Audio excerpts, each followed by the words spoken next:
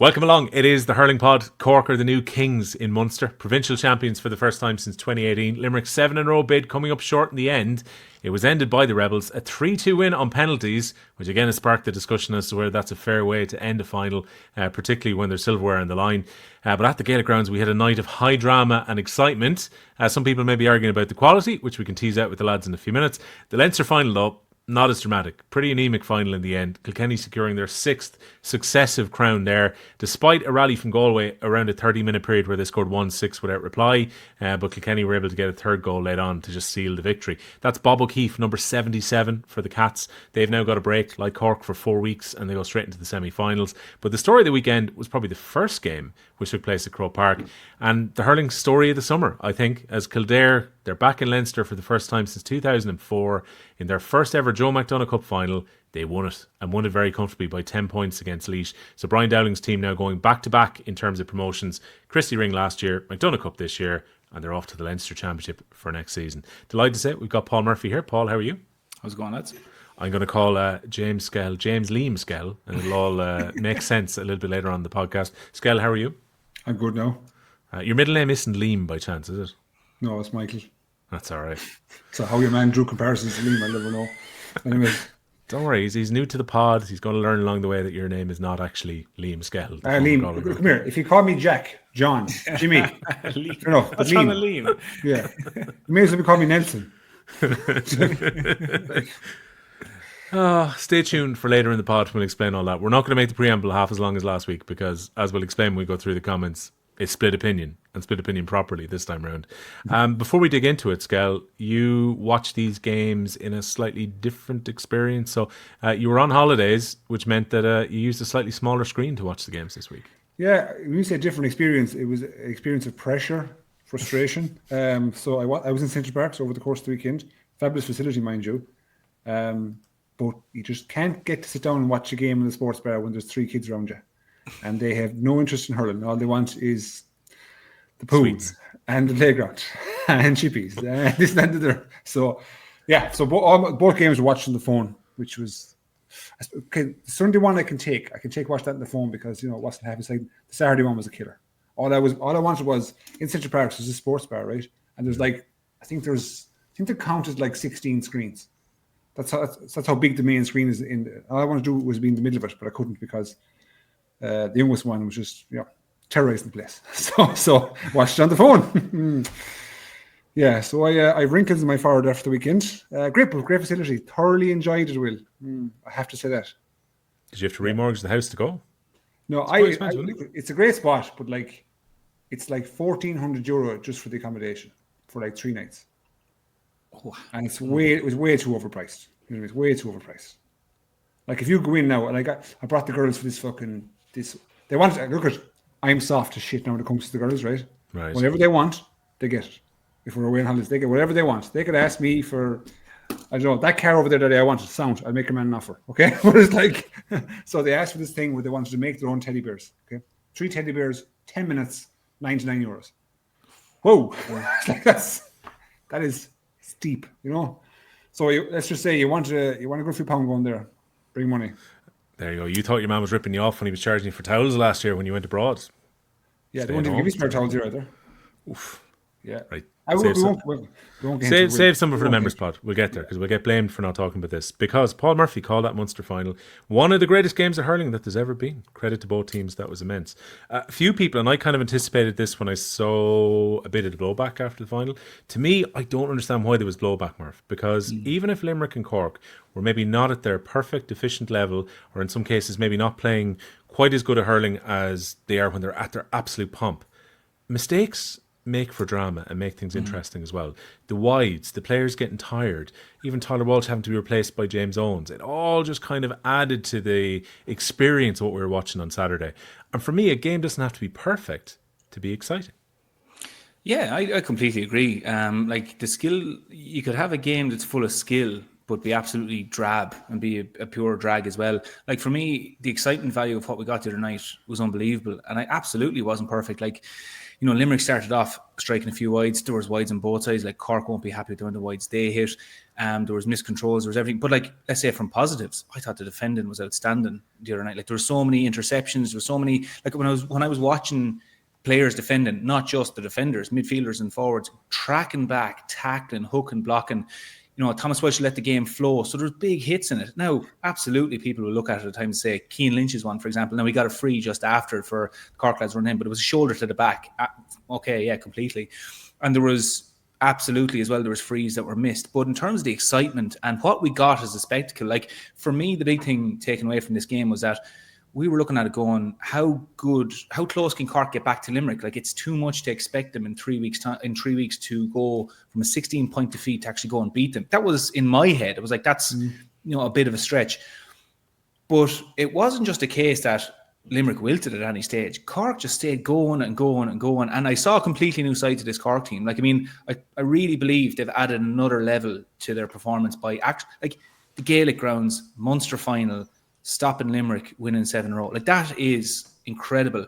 And this Limerick team, like again, when you saw the players that were coming off the benches on both sides, all those things, and like as a spectacle as well, like I mentioned the other night about the music in the Gaelic grounds, your man was playing great bangers. Like the whole thing, we started watching that at 6 o'clock the other night. It finished at 9 o'clock. I'm correct in saying that. I think it finished at 9. Oh, it was the best part of 9, yeah.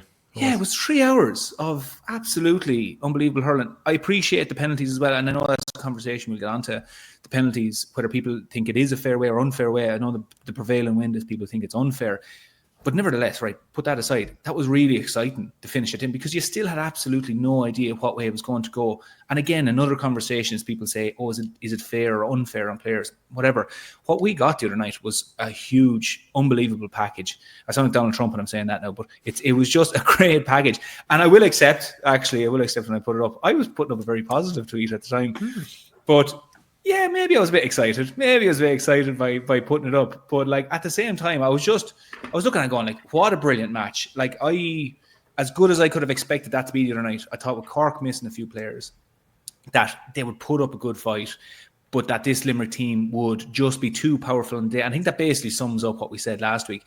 So when, 60 minutes are going and you're going, Cork are still in this. Not even in it, they're leading. Like, whatever. It ebbed back and forth. They were level 15 times. And then you go into extra time and you're thinking, okay, will the injuries and everything seep through? And no, they kept going. And like Damien Cahalane, for example, a lad who came on, we're saying Niall Leary's missing and so on. Cahalane comes on, scores from cornerback in the first half. Like there were so many elements to this that you could pull apart. And there was drama. Half time in the game, the managements go in. I completely, I believe I can see where that drama came from, in that Cork just before half time felt they maybe had 2 frees they didn't get. And they were going in probably to remonstrate to the referee. But then both managements met halfway and there was a bit of drama. But when the management separated and went down the tunnel, and like, I didn't see anything bad in it. I didn't see any blows. I didn't see anything that, needs looking at now over the week. But when both managements separated, both crowds like kind of nearly drew energy from it and started cheering both managements, going like, even that, I hadn't seen that in a long time before. So for me, as a spectacle, as drama, as passion goes, even looking at the field afterwards and seeing a sea of young lads from Cork, like, lads in their 20s, lads and girls in their 20s, partying on the field. For me, I was looking at it going, this is everything we want. If we get games like this, once a year, twice a year, we're blessed, because there's so many sports, never mind our own, looking to try and achieve that. And I just thought what we got the other night, albeit the hurling wasn't perfect, there was a lot of stuff that I was like, that's everything we want to see. And I you nearly sat back afterwards. Oftentimes I would just turn off, not to say I'd turn off the analysis straight away, might listen to a few bits, but I was nearly just watching the analysis to watching the background, what was going on. In fairness, the Limerick players going off, and from what I understand, getting clapped by some of the Cork lads going off in terms of the supporters, different things. I just thought there were so many aspects that we have to be positive about this, to say that it was just, I loved it. I loved every bit of it. I thought it was brilliant. Yeah, there was also one of those moments, I think, towards the end of the game where you basically have this horrible feeling of losing on penalties at home, to the credit of the Limerick players who stayed on the pitch afterwards. Like, that's a devastating way to lose, especially when you were going for history and especially when it's in front of your own people. And then I saw a few of them on the pitch. Definitely Kyle Hayes was one of them, where there were young supporters going over looking for autographs and looking for selfies, and they were still signing hurls as they were coming off the pitch after losing the Munster final in those dramatic circumstances. So all crediting to both teams for the spectacle that they produced on the day as well. And like, it was a sea of red. Like, a massive amount of Cork fans came up as well. I saw people already pointing out that the trains basically for the day of their semi-final are now booked out from Kent Station up to Dublin Houston, so already people are mobilising before tickets are even available for the All-Ireland semi-final. So the red wave made its way into Limerick on Saturday night as well. The thing is, Kel, I know you love stats, and I just took this into the WhatsApp group before we came in. There are a few key ones that Cork probably won this time around, because last week Pat Ryan was saying on his media day that he actually used the word embarrassing about the way they had played when they went up the last day, because they were outfought. He was saying, like, it didn't have anything to do with hurling ability. It was that Limerick had beaten them in the very, very beatable metrics, which were just putting in the hard work, getting the turnovers, getting the blocks. So not too many teams, first of all, will outshoot Limerick within a game. So Cork had 55 wides across, or 55 shots, I should say, across the game. Limerick had 48. Generally, Limerick, especially at home, will outshoot everybody. Turnovers, Cork just in front of Limerick, 47-46, but then that's a reflection of, really hard work during the game. And Cork had 4 times the amount of blocks, 12-3. That is a massive improvement compared to what we saw last month. Yeah, and I suppose if you were to go back after the original game in the group, and you were to point to some areas, like for Pat Ryan, there was a lot of areas to point towards. So for them to get that body of work in over the course of 3 weeks, like, it's not really possible. Do you know what I mean? You can't really work on shot count, and you can't work on getting more scores and getting more shots from play, and defending as it's very hard to actually work on it. I just think it was like nearly like a mental decision by the Cork pack. Do you know what I mean? Just to go after this, like, hammer and tongs, no shackles, just go after it, and treat the occasion like a normal game as opposed to a serious occasion. Like, that's where Murphy, you took the words out of my mouth in terms of sports. Like, every sport around the world craves for this kind of entertainment, and we're supposed to, I think we're spoiled. I think sometimes, like, when I see some games like this now, when there's negative pieces being written or negative comments on Twitter, I just think it comes from a place where people have grown accustomed too much to seeing the levels being constantly upgraded in our sport. Like, in terms of you stating that this is one of the best games I've ever seen, I fully agree with you, because it was the whole package, right? And that was hugely down to Cork for what they did, because they came to play. And, like, people will go after Tyler Walsh about the way he reffed the game. And there were incidents, particularly in the first half, where you're saying, that should be a free. Okay, that should be free. But it was the same for both counties, I thought. I didn't think, personally speaking, I didn't think one county got the rub of the green more than the other. So, no. And, like, at halftime, if you were on the sideline as a management team, I would say 9 times or 8 times out of 10, some part of the management of one county will have a word of referee as they walk it in. They just invariably will. And I just think it was a clash, and even the occasion kind of warranted that kind of interaction, if that makes sense, right? But, like, I was seriously impressed with Cork, because I had my doubts, and I tell you, I had 3 areas of concern when I was talking about Cork. I had the short puck out in terms of how they're going to exit through Limerick, and they hit 14 short inside around 65. You know what I mean? And 110, which was, that's fair clipping. I can't off the top of my head now. I haven't done the stats throughout the Limerick's history since 18, but I would go as far as saying nobody in the country has them kind of numbers exiting and through Limerick out of the opposition half. I haven't seen it. That was 1. 2 was, how are they going to obtain possession in their forwards? By Jesus, they messed it up. Like Brian Hayes was, and still in the same breath, I would say Dan Morrissey was excellent. You know what I mean? Yeah. So I can give praise in equal measure to the lads who were marking each other. Because again, they were that hammer and togs. Brian Hayes, Dan Morrissey, both excellent. Both came out with plenty of ball in their own rights. Again, Horgan tired off. I'm saying this because Cork's ability to retain their own possession as an individual, I was questioning that. And they did it. They did it in abundance. And the last one then for me was, how were they going to deal with the lads they were missing in terms of Rob Downey? I would put huge value in Rob Downey as number 6. I thought he was going to be out completely. When I saw the squad, him being in the squad, I was kind of thinking. You gave him a lift though when he came on, didn't he? Oh, hugely. Yeah. But I was just wondering, was that shadow boxing from Pat Ryan? Because, if you're good enough to start, or good enough to come on, I always say you're good enough to start. So that was a bit of a funny one for me, O'Leary. And, like, Dalton's also missed as well. But for me, I thought they had more value in the forwards, more ready-made replacements that could fill the boots of Dalton faster than they could fill Rob Downey and O'Leary's boots. And, again, proven wrong. So in all 3 of those elements, like, they came out on top, which points to what you're saying, Will, in terms of the shot count, even the blocks, like the turnovers, etc. All them point towards savage defending, 1v1 battles, winning all over the pitch, and just sheer honest endeavour. Like, so, from my perspective, this wasn't the flash in the pan type performance. This was kind of, I will use the word Pat Ryan used, an embarrassing feeling. Do you know what I mean? That they want to kind of get after it again because they didn't want to settle for what they had produced 3 weeks earlier. So like there's major compliments have to go across the board. And I'm not just pointing this at the lads who do the shooting and scoring, but across the board. And it was a great interaction from, I have to compliment the officials and the crowd interaction, even the way both sets of players, whether it be subs or starters, added to the occasion, the management team, it was class, like, and it was an event. Like, I know we talk about the sport, we treat this as a match, but I was the same as you, more stuck to the phone, getting cramps in my hands from holding it up, and kids hanging off me, and I'm like, I don't want to put this down because every kind of 5 or 10 seconds, something else was happening that was just added to the drama. And I was kind of, I took the position of whereby in the last few minutes of each section, please don't let anyone make a mistake. Please don't let anyone make a mistake. Please just go out the way you go in, right? And then when that ball went in over Nicky in normal time, I went, holy fuck. Thanks be to God, it went over 65. Yes, it was going to be a draw, I think. Great pressure. Great way to kind of take the pressure with Darragh Fitzgibbon to put it over. But like, I was happy they didn't win the net. If that went in the net, I'd be sick for Nicky, you know what I mean, or for a person in general. So I just think, look, great occasion and like two juggernauts of teams. And I couldn't see it happening, but it happened. It can be done. Yeah, it sets up the potential trilogy if they do get to the All-Ireland final beautifully as well.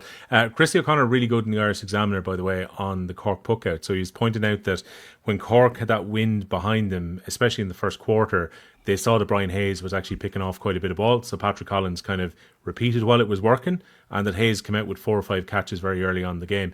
Then the Limerick half-back line started to basically go back a bit.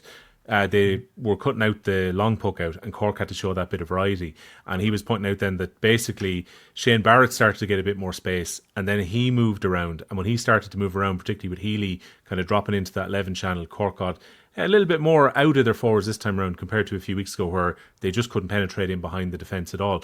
And I think both of us spotted Skehill, and I'm not sure who had it up. I saw someone had it up on Twitter earlier. So the song was happening afterwards where they were singing Killa in the dressing room, and you could see that Cork had their tactics board, which was up, and Healy and Barrett were beside each other on the way that they'd set up their forwards, and they had set their inside forwards effectively to be quite narrow and presumably coming back out. So Murph, that would indicate to me that this switcheroo between Healy and Barrett that happened during the game was pre-planned as opposed to something they came up with on the fly. Yeah, I'd often at this level, particularly with two teams of their caliber who have not just a plan A, they have a plan B, a plan C. They have lots of plans on the table. That something like that, like you have 3 weeks to think about that, and who is best suited to swap around. So I would be thinking that rarely, nearly at this level, would something like that just happen on the fly. That unless there was players injured, for example, and you had to rejig. Okay, I was going to plan on bringing out Brian Hayes, for example, which you wouldn't bring him too far out from the box anyway because he's so effective. But if barring any injuries on the team, you have this well trashed out, and more so for the point. I think Skehill even said it last week. It's almost nigh on impossible to implement any sort of major plan on the match day that hasn't been trashed out. You can't do it, and you can't do it when there's a big crowd there, because let's say, for example, Pat Ryan sends in one of the officials or one of his management to go, listen, make that happen.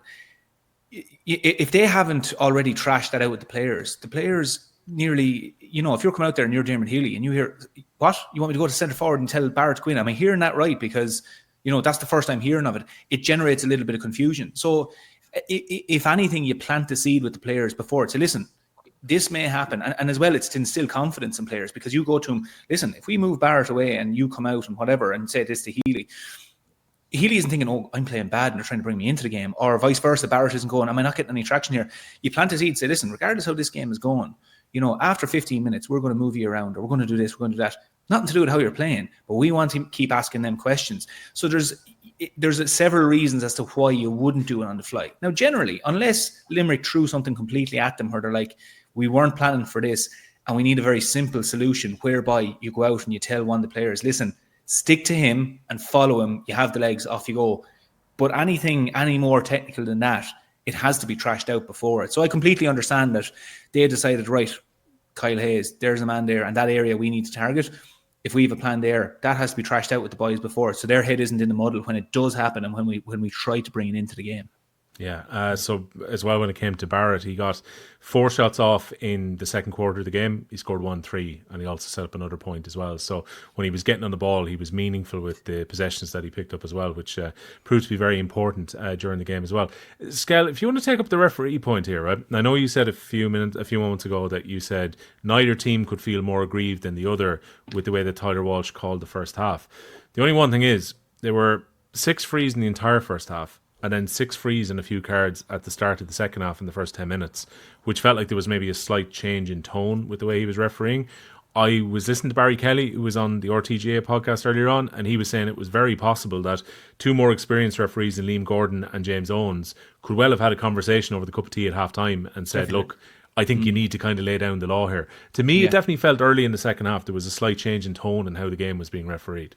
Yeah, well, I think even though the referees are from different counties and they're separate entities in their own right, I still think they treat the game as a group. They look at it holistically, collectively at half time. So just like Cork and Limerick went in at half time when they talked about their own performance, I'm very sure Tyler Walsh went in at half time and says to the lads, what do you think, lads? Or even asked the question is, what was the causation of that bit of a call it a schmozzle if you want to call it, between both sets of management? What happened there? And again, as I said, Gordon and Owens, presumably they gave, and maybe Jenny Ryan as well, gave their very experienced opinion. So maybe I think, there was probably an onus on the referee to kind of re-establish a bit of control. So that's why you saw the kind of the free count, I suppose, spike, as I said, in the first quarter of the second half. And like the frees we thought he missed in the first half were, for me, like I'm at the point of note to Grace when she's playing. I said, this lad has lost his whistle. You know what I mean? He's lost his whistle because, and come here, don't get me wrong, because in the same breath, right? I know how this sounds, right? It was the fastest first half of hurling from a duration perspective. So the 35 minutes was gone in 37, 38 minutes because there was no stoppages. It was just so fast. And it provided, I suppose, a great level for the spectacle. And I get what people say in terms of maybe the rules of the game weren't applied as strict and stern as they should have been. And I agree to a degree. But still, I'm here I was like a small child watching, just saying, let it off, keep it going, let it go. Because both sets of players, they were airing their grace, don't get me wrong. They were having, you could see on the television, they were aiming kind of some special verbals towards Tyler Walsh, and he kept going. he kept going the way he was going the first half, which I thought was great for. But I will say, right, on reflection, I think he looked back at the game, truthfully speaking, and he said to himself that was probably a touch excessive on his behalf. I think if you asked him right now, if you asked him, brought him onto the pod and asked him the question straight, I think he would say, yeah, I probably was a bit too lenient on lads there, especially in each full back line, to be honest, right? And I did think there was serious dragging and pulling going on. I know, and especially like in that half, there were a lot of long balls that came in that were floating in the air for quite some time. And like once I'd say, and you can talk about this, Murph, if you're someone playing in the full back line and you know that you're getting away with maybe getting touch tight in your marker or pushing them around, they just kept doing it because they knew a free wasn't going to be given. Yeah, but there was, funnily enough, there was one or two, and what rarely I see get mentioned is that we often look at frees and go, was it a free or wasn't it a free? But rarely do we look to the other side, and I'll give you the example. There was one in the first half that people were going mad for, in normal time when I was looking at it without the replay. I thought Mike Casey pulled down Patrick Horgan. I think a lot of people might remember, they're on the 21, the ball landed in, and it looked like Horgan was going for it, but he fell back and Mike Casey dragged him down. I was going, oh, Jesus, that was a free for Cork. Showed the replay.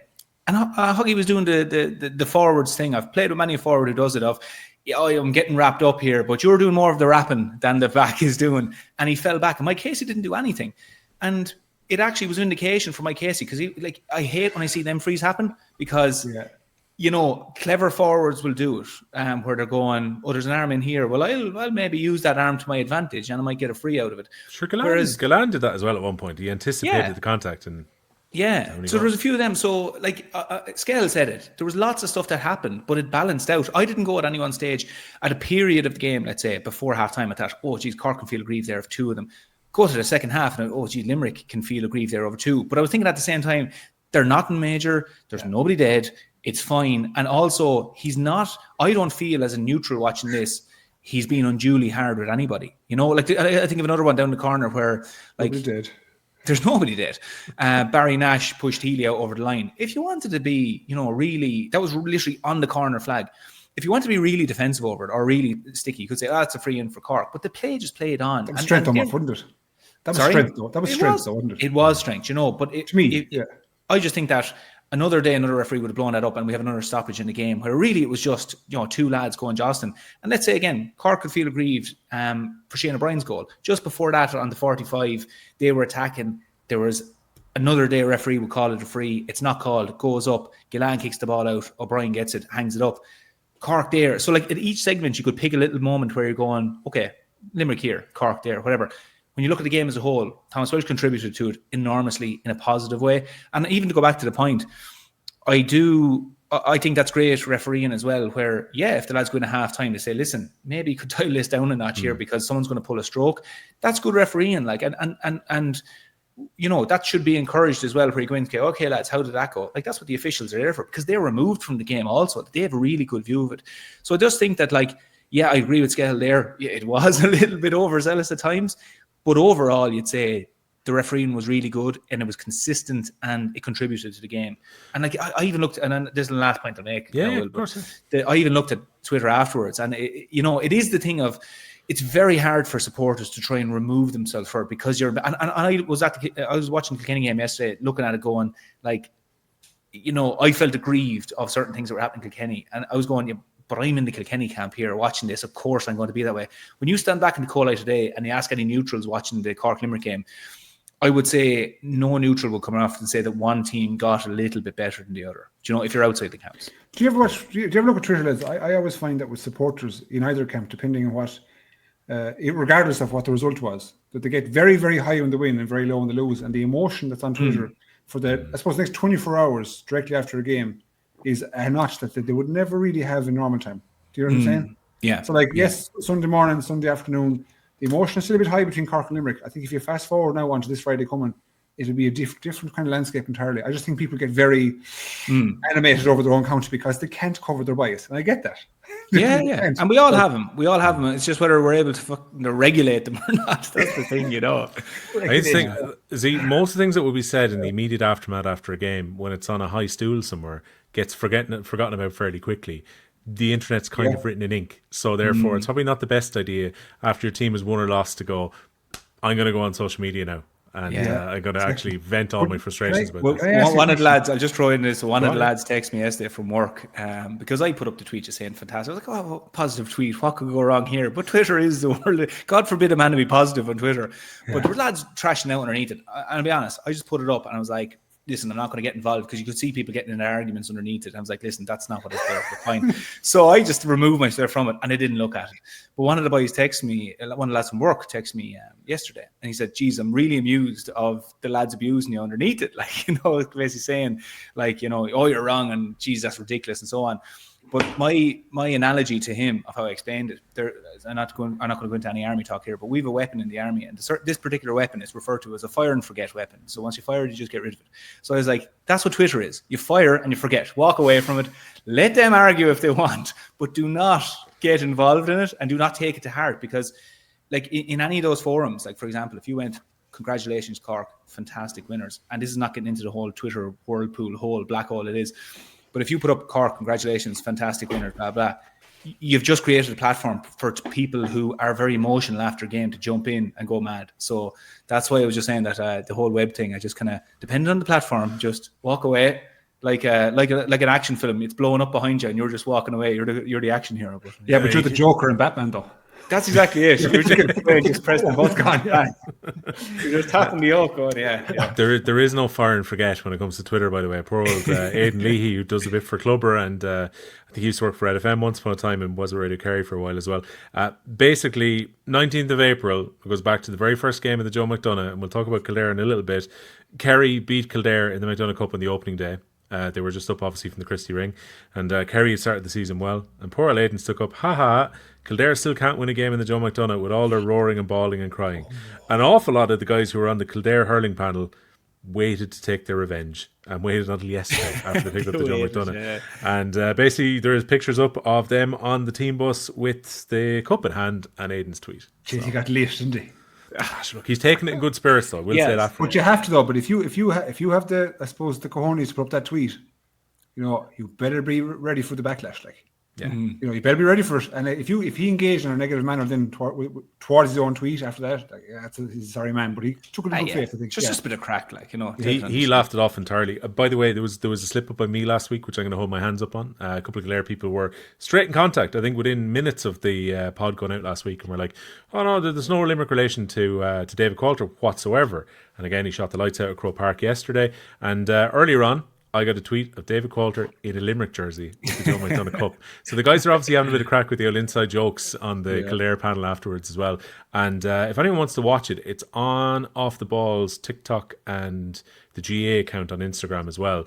David spoke to Jonathan Higgins afterwards and actually spoke really, really well. Talked about the Galway heritage in his family and his dad and how he kind of grew up idolising some of the Galway players when he was growing up, and now he wants Kildare fans to have the chance to basically look up to them as a senior intercounty team. So they're going to have the chance to do that in Leinster next year. And we'll talk about them in a bit more detail in a bit, but like that is just such an incredible story with them getting up to senior level. But that's not to get away from the game that happened at the Gaelic grounds. So that's where we are in the referee. I hope he doesn't get John Keenan. That was my first thinking afterwards, which was, you remember a few years ago we had Clare against Limerick, and so many of us who I think live by the philosophy of let it flow and just let it go. And we thought this is the best refereeing performance we've ever seen. The referee assessors looked at it and went, John Keenan should have sent lads off. There should have been way more frees. And he basically got stood down for the rest of the championship, effectively. Yeah, he did. So I hope that doesn't happen to Tyler Walsh this time around. It was explained, I think, at the weekend as well. His nickname is Tyler, and he generally goes by Tyler. But if people are getting confused, going, who the fuck is Tyler Walsh? Yeah. Thomas Walsh is his name, but Tyler is the name I think he's more commonly known as. Did Marty just decide to start using that? And like a little bit of explanation, Marty, please, because he was going Tyler, and I was like, is Marty?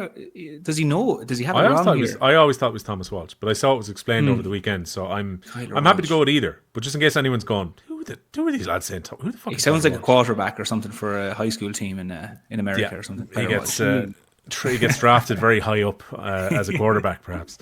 But yeah, look, I think that's definitely the refereeing. Like it sparked the debate about referees and whether they need more support. And I know Brian Gavin was writing about that at the weekend in the Irish Examiner as well.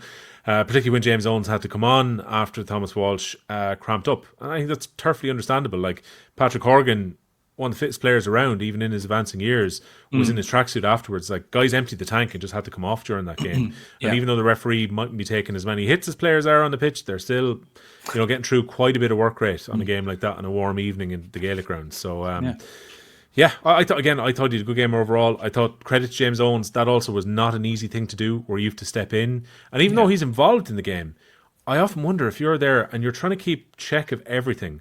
You know, where like a referee is noting everything as they go along. Yeah. He has to step in at a very difficult point. And take that over. Yeah. Who's been booked? Who's been ticked? Who's in such and such a situation? How many subs have been made? Because that became an issue where both teams started to roll players back on with the penalties in mind as well. I thought James Owens did a very good job at the end.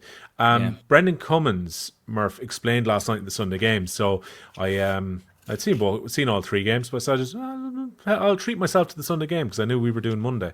And I thought Cummins explained it really well. So some Limerick supporters straight on to all three of us saying, how is there enough time still for that 65? And he pointed out the time particularly around the Galan free, which added up, which clearly James Owens would have been watching. And then the instruction seemed to be, when that free was there for Cork to put the ball in, this is the last play. But as we all know, the ball comes off, hits off Nicky Quaid's hurl, goes around the post, and it's a 65. I think it's more than reasonable if you're a referee to go, there's time for Fitzgibbon to hit the 65 at the end. Like, imagine if he had blown that up and went, ball's come off the goalkeeper, no time for the 65, Limerick are champions out here. Yeah, but it's the same, for me, it's the exact same as if that ball lands on the 21 and Brian Hayes is fouled, and Brian Hayes fouled, blow it up. There's a scoring opportunity here, and like it was a simple thing, and I feel bad for, well, not that I feel bad for Nicky Quaid, but Nicky Quaid, you could see the grimace on his face afterwards that it went out wide, could have very easily kind of went in. It seemed to take an awkward bounce or something, but Quaid gets that, and let's say he just shovels it out to the corner flag or whatever, it's over, like the game is over. That's how narrow it is. But, you can't blow it up. You can't blow it up and it goes out for 65 because that, like, at the same time, Fitzgibbon can put it wide. Like Skehill mentioned it. There's huge pressure on that.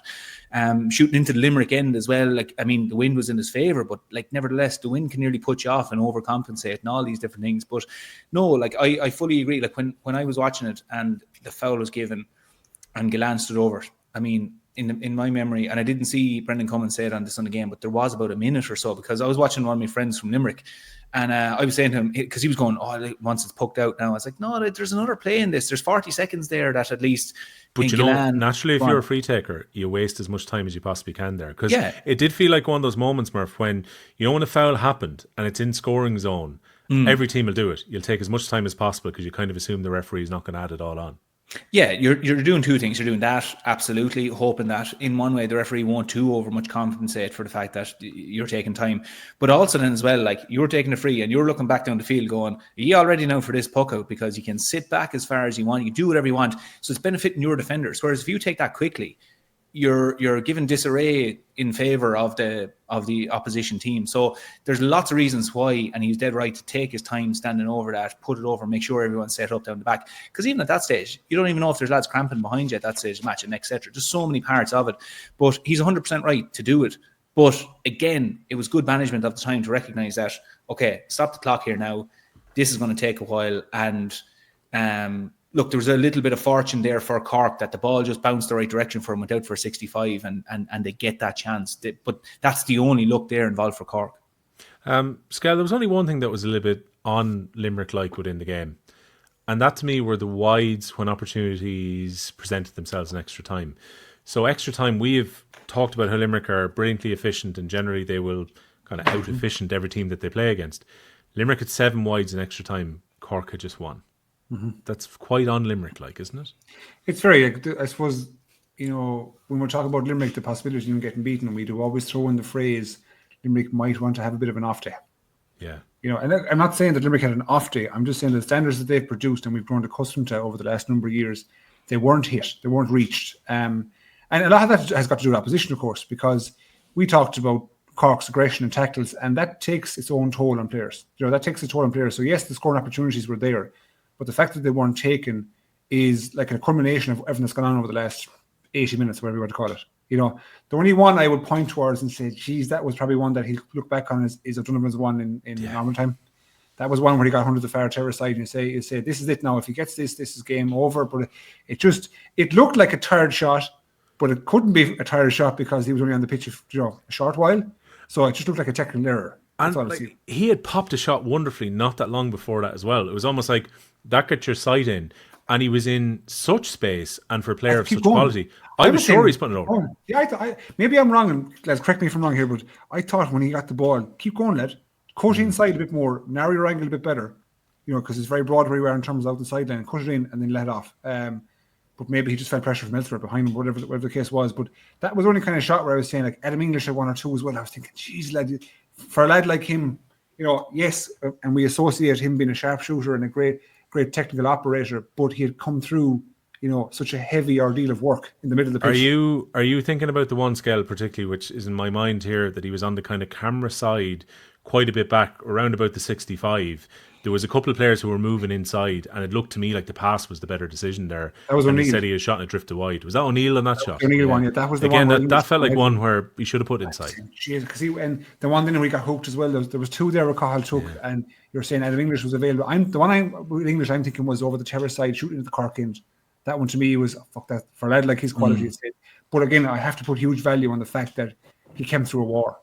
Yeah, because you can talk about technical ability and the skill level that was produced in the game, and yes, it mightn't be as high as we've seen, but they came through like a game that would probably equate that to a rugby game in terms of the physical encounters, So the hits that went in, and the thing about and I often have this debate with people because they debate, and it's people usually in their 50s and 60s I have this debate about because they talk about hurling back in the 80s and 90s, early 2000s, how physical it was, and I'm trying to explain to them, it was physical, but it's nowhere near what it is today. And they're saying, sure, we don't see the hits, we don't see the belts, you don't see the off belts. Yeah, it's different. Yeah. Lads did back in the day. What you don't see is the physical hits. Like, for example, Cian Lynch got fouled with that shot in the back from Downey. Yeah, I can tell you here now that felt like a car crash coming behind him because he didn't see it coming basically. So that hit alone would put a man into a bit of a spinner for 10 minutes. Where Cian Lynch probably got that hit, he probably received that hit 10 times during the course of the game, and that can be said for all the players. Like even for example, Murph, you're a defender. Forwards run through, you go to tackle. Everyone's watching the shooter, right? You go to tackle him, you hit him with contact. He shoots, ball goes over, goes wide. When you get up, you're like, jeez, you're getting off the ground. You're feeling it. Do you know what I mean? Yeah. That happens repeatedly over the course of the game. So that's why I'm saying I put value on the fact that lads put wides. That you normally, if you give them the first 10 minutes of the game, they'll pop them over in their sleep. You understand? You keep getting hit and having to evade physical confrontation for the course of the game. It weighs on you from a concentration perspective. Surely it does. Like, you know, I can't attest to it because of my position, but you lads can. Like in terms of what you can. I completely agree with you there. Like you're nearly riling me up there as you're saying it. Like that was one of the things. No, like what I mean is that when I was watching the game, when the errors were happening, I wasn't going like, okay, the ones early on, there was a few wides earlier on. I think Tom Morrissey hit one and so on, right? Players were settling into it fine. But when it was getting late into the game and you were seeing, you know, maybe Limerick making something that was uncharacteristic and so on, I was just looking at it going, the reason those mistakes are being made, albeit that they won't be happy with them, the reason they're being made is because they're so tired. Like both teams are pouring so much into this that they're tired mentally, they're tired physically, they're literally on the edge of what they can do. And I just had a huge appreciation for what that was. That, okay, let's say Cathal O'Neill had Adam English outside him free.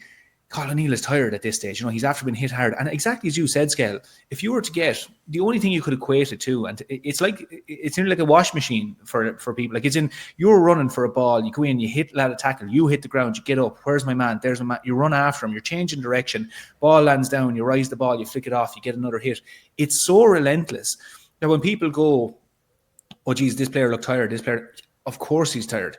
Like, I mean, they're getting serious hits the whole time. They're changing directions. They're sprinting. They're stopping. It's just relentless. And that's why when I was looking at it, I was going, that's why, not to say I appreciated when the mistakes were being made, but I recognized why they were being made. And those flaws for me added to the entertainment, because it was like, well, I want players to go to the stage where they're so tired, they pour everything into it. And does that mean accepting flaws? Absolutely, it does. Yeah. But I could watch that match going, there's not one player here that said that has left anything in the dressing room. Every single one of them has absolute. And for me, that's where the real passion of it comes, where it's like, yeah, hit wides, do whatever, make mistakes because you're tired. You know, the attrition is in now and you're really breathing hard. That's for me where I'm going, like, this is a battle. Like, that's an absolute battle. Like, battles aren't pretty at times. Like, it's just a case of doing what's necessary. And that's for me where I was going away going, yeah, this is something incredible. Because when I watched some of, this is maybe getting a bit too deep, but when I'm watching that type of game, I'm saying, right, Cork and Limerick have just taken out the conscious thinking of it. They're not even thinking. The subconscious is completely in play here, and they're just going at it. So they're really like they're freewheeling to a degree, and they're banking on all their ability that they've honed in over the last number of years and the training they've done together, and it's just going at it. Sometimes you see teams that are crippled by their own conscious thinking. Yeah. And then they get flipping emotionally hijacked, and then that's where the fight or flight thing comes in, and they're stiff looking. So for me, there's an appreciation on my behalf, and I watch them that they just fucking went at it. Sorry. I'd say it's like I would equate it to two boxers standing in the middle of the ring just having at it. That was it, completely. And see what happens. You know. And if you think as well, like so many weeks we've had the conversation here where people are like, oh, you know, it's the old nostalgia thing of saying 10, 15, 20 years ago when there was 50-50 balls being hit in and they're crying out for this traditional type of hurling that is too structured. Well, funnily enough, the way that the structures get broken down is by the fact that if teams do this, like if you look at Shane Barrett's goal where he pulled on the ground, there was two opportunities before that where Cork had it and players went to rise and it didn't work out. Shane Barrett copped it and he said, the only way I can get a shot off here is if I don't rise the ball. And my point being is that there was a lot of 50-50 hurling in that game, albeit they were trying to put their structures in. There was a lot of 50-50 hurling. And the reason that came was because players were being put under so much pressure. They had to make mistakes and get rid of the ball and move it on. So when people are asking for that 50-50 hurling, that moving the ball, the high fielding, like there was a nice bit of high fielding in that game as well. There was like Limerick got 3 blocks in the game. Kyle Hayes' block there in the second half. Yeah. Unbelievable. And that was only, they only got 3 blocks and he got one of them. That was outstanding. But it was very much instinctive hurling. Like, and that's my point when people are asking for even game where it's 50-50 and it's every man for himself and all this sort of stuff.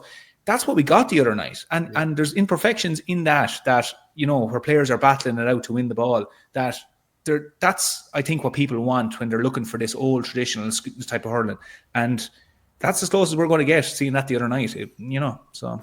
He had a ground stroke goal within the game as well. So what else do you want, Yeah, I mean, there was outlads falling off bar stools across the country. I can picture the phrase, now we're at it. Now we're at it. Now, there should be more lads doing that. There's lads in club matches, club training now, Tuesday night. Lads, did you see Barrett the other night there? Pull on it. And a Cork man, like after John Fenton got that goal, top corner, what was it, 1970s? 1980s. I can't remember it now, but it was Fenton, wasn't it? Hit the top corner. Lads are still in. Huh? Had to be saved. You had to be the negative. You had to be negative. The Cork man getting it. But anyway. One thing I want to ask you about, Skehill, when we come out of this game here, right, is that Limerick obviously now will have to rebuild, and first time since 2018 they go through the longer route. I'm not sure if that's necessarily going to be a problem for them. Kylie said afterwards, he said, first of all, rub of the green, he said, for Cork getting enough time to, draw that game level at the end of it. But what do Limerick need to change if they're going to be Cork the next time? Or is there actually all that much change that's really required by Limerick? I wouldn't say change. I think Limerick have got to where they are because they're very adaptable in themselves. I don't think they adapt themselves to suit the opposition. They adapt themselves to seeking to get another level higher and higher. So if you go, first thing you look at changing is, can you change personnel? And it's very hard to pick out a person you would change. To be fair, you wouldn't pick a person you change there. Next thing you change. O'Connor and O'Brien are pretty much a 50-50 call, aren't they? I thought O'Connor would. I was surprised. I was surprised when he came off well, to be honest. I thought really well.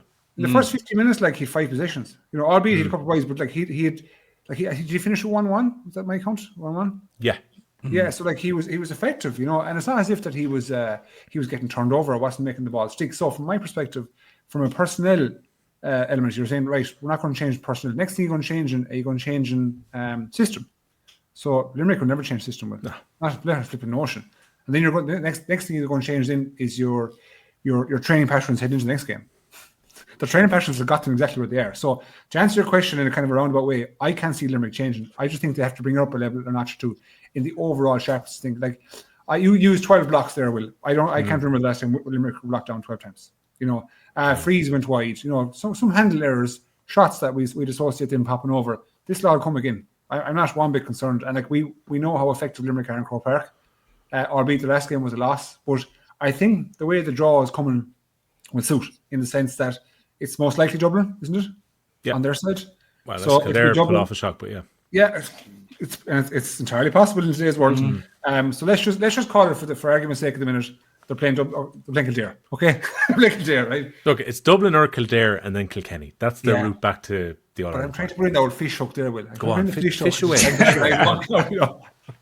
Let's say Limerick will play Kildare. Limerick will beat Kildare, okay? And that'll be, again, it's a competitive game that'll tee them up nicely for when they roll back into town to face Kilkenny.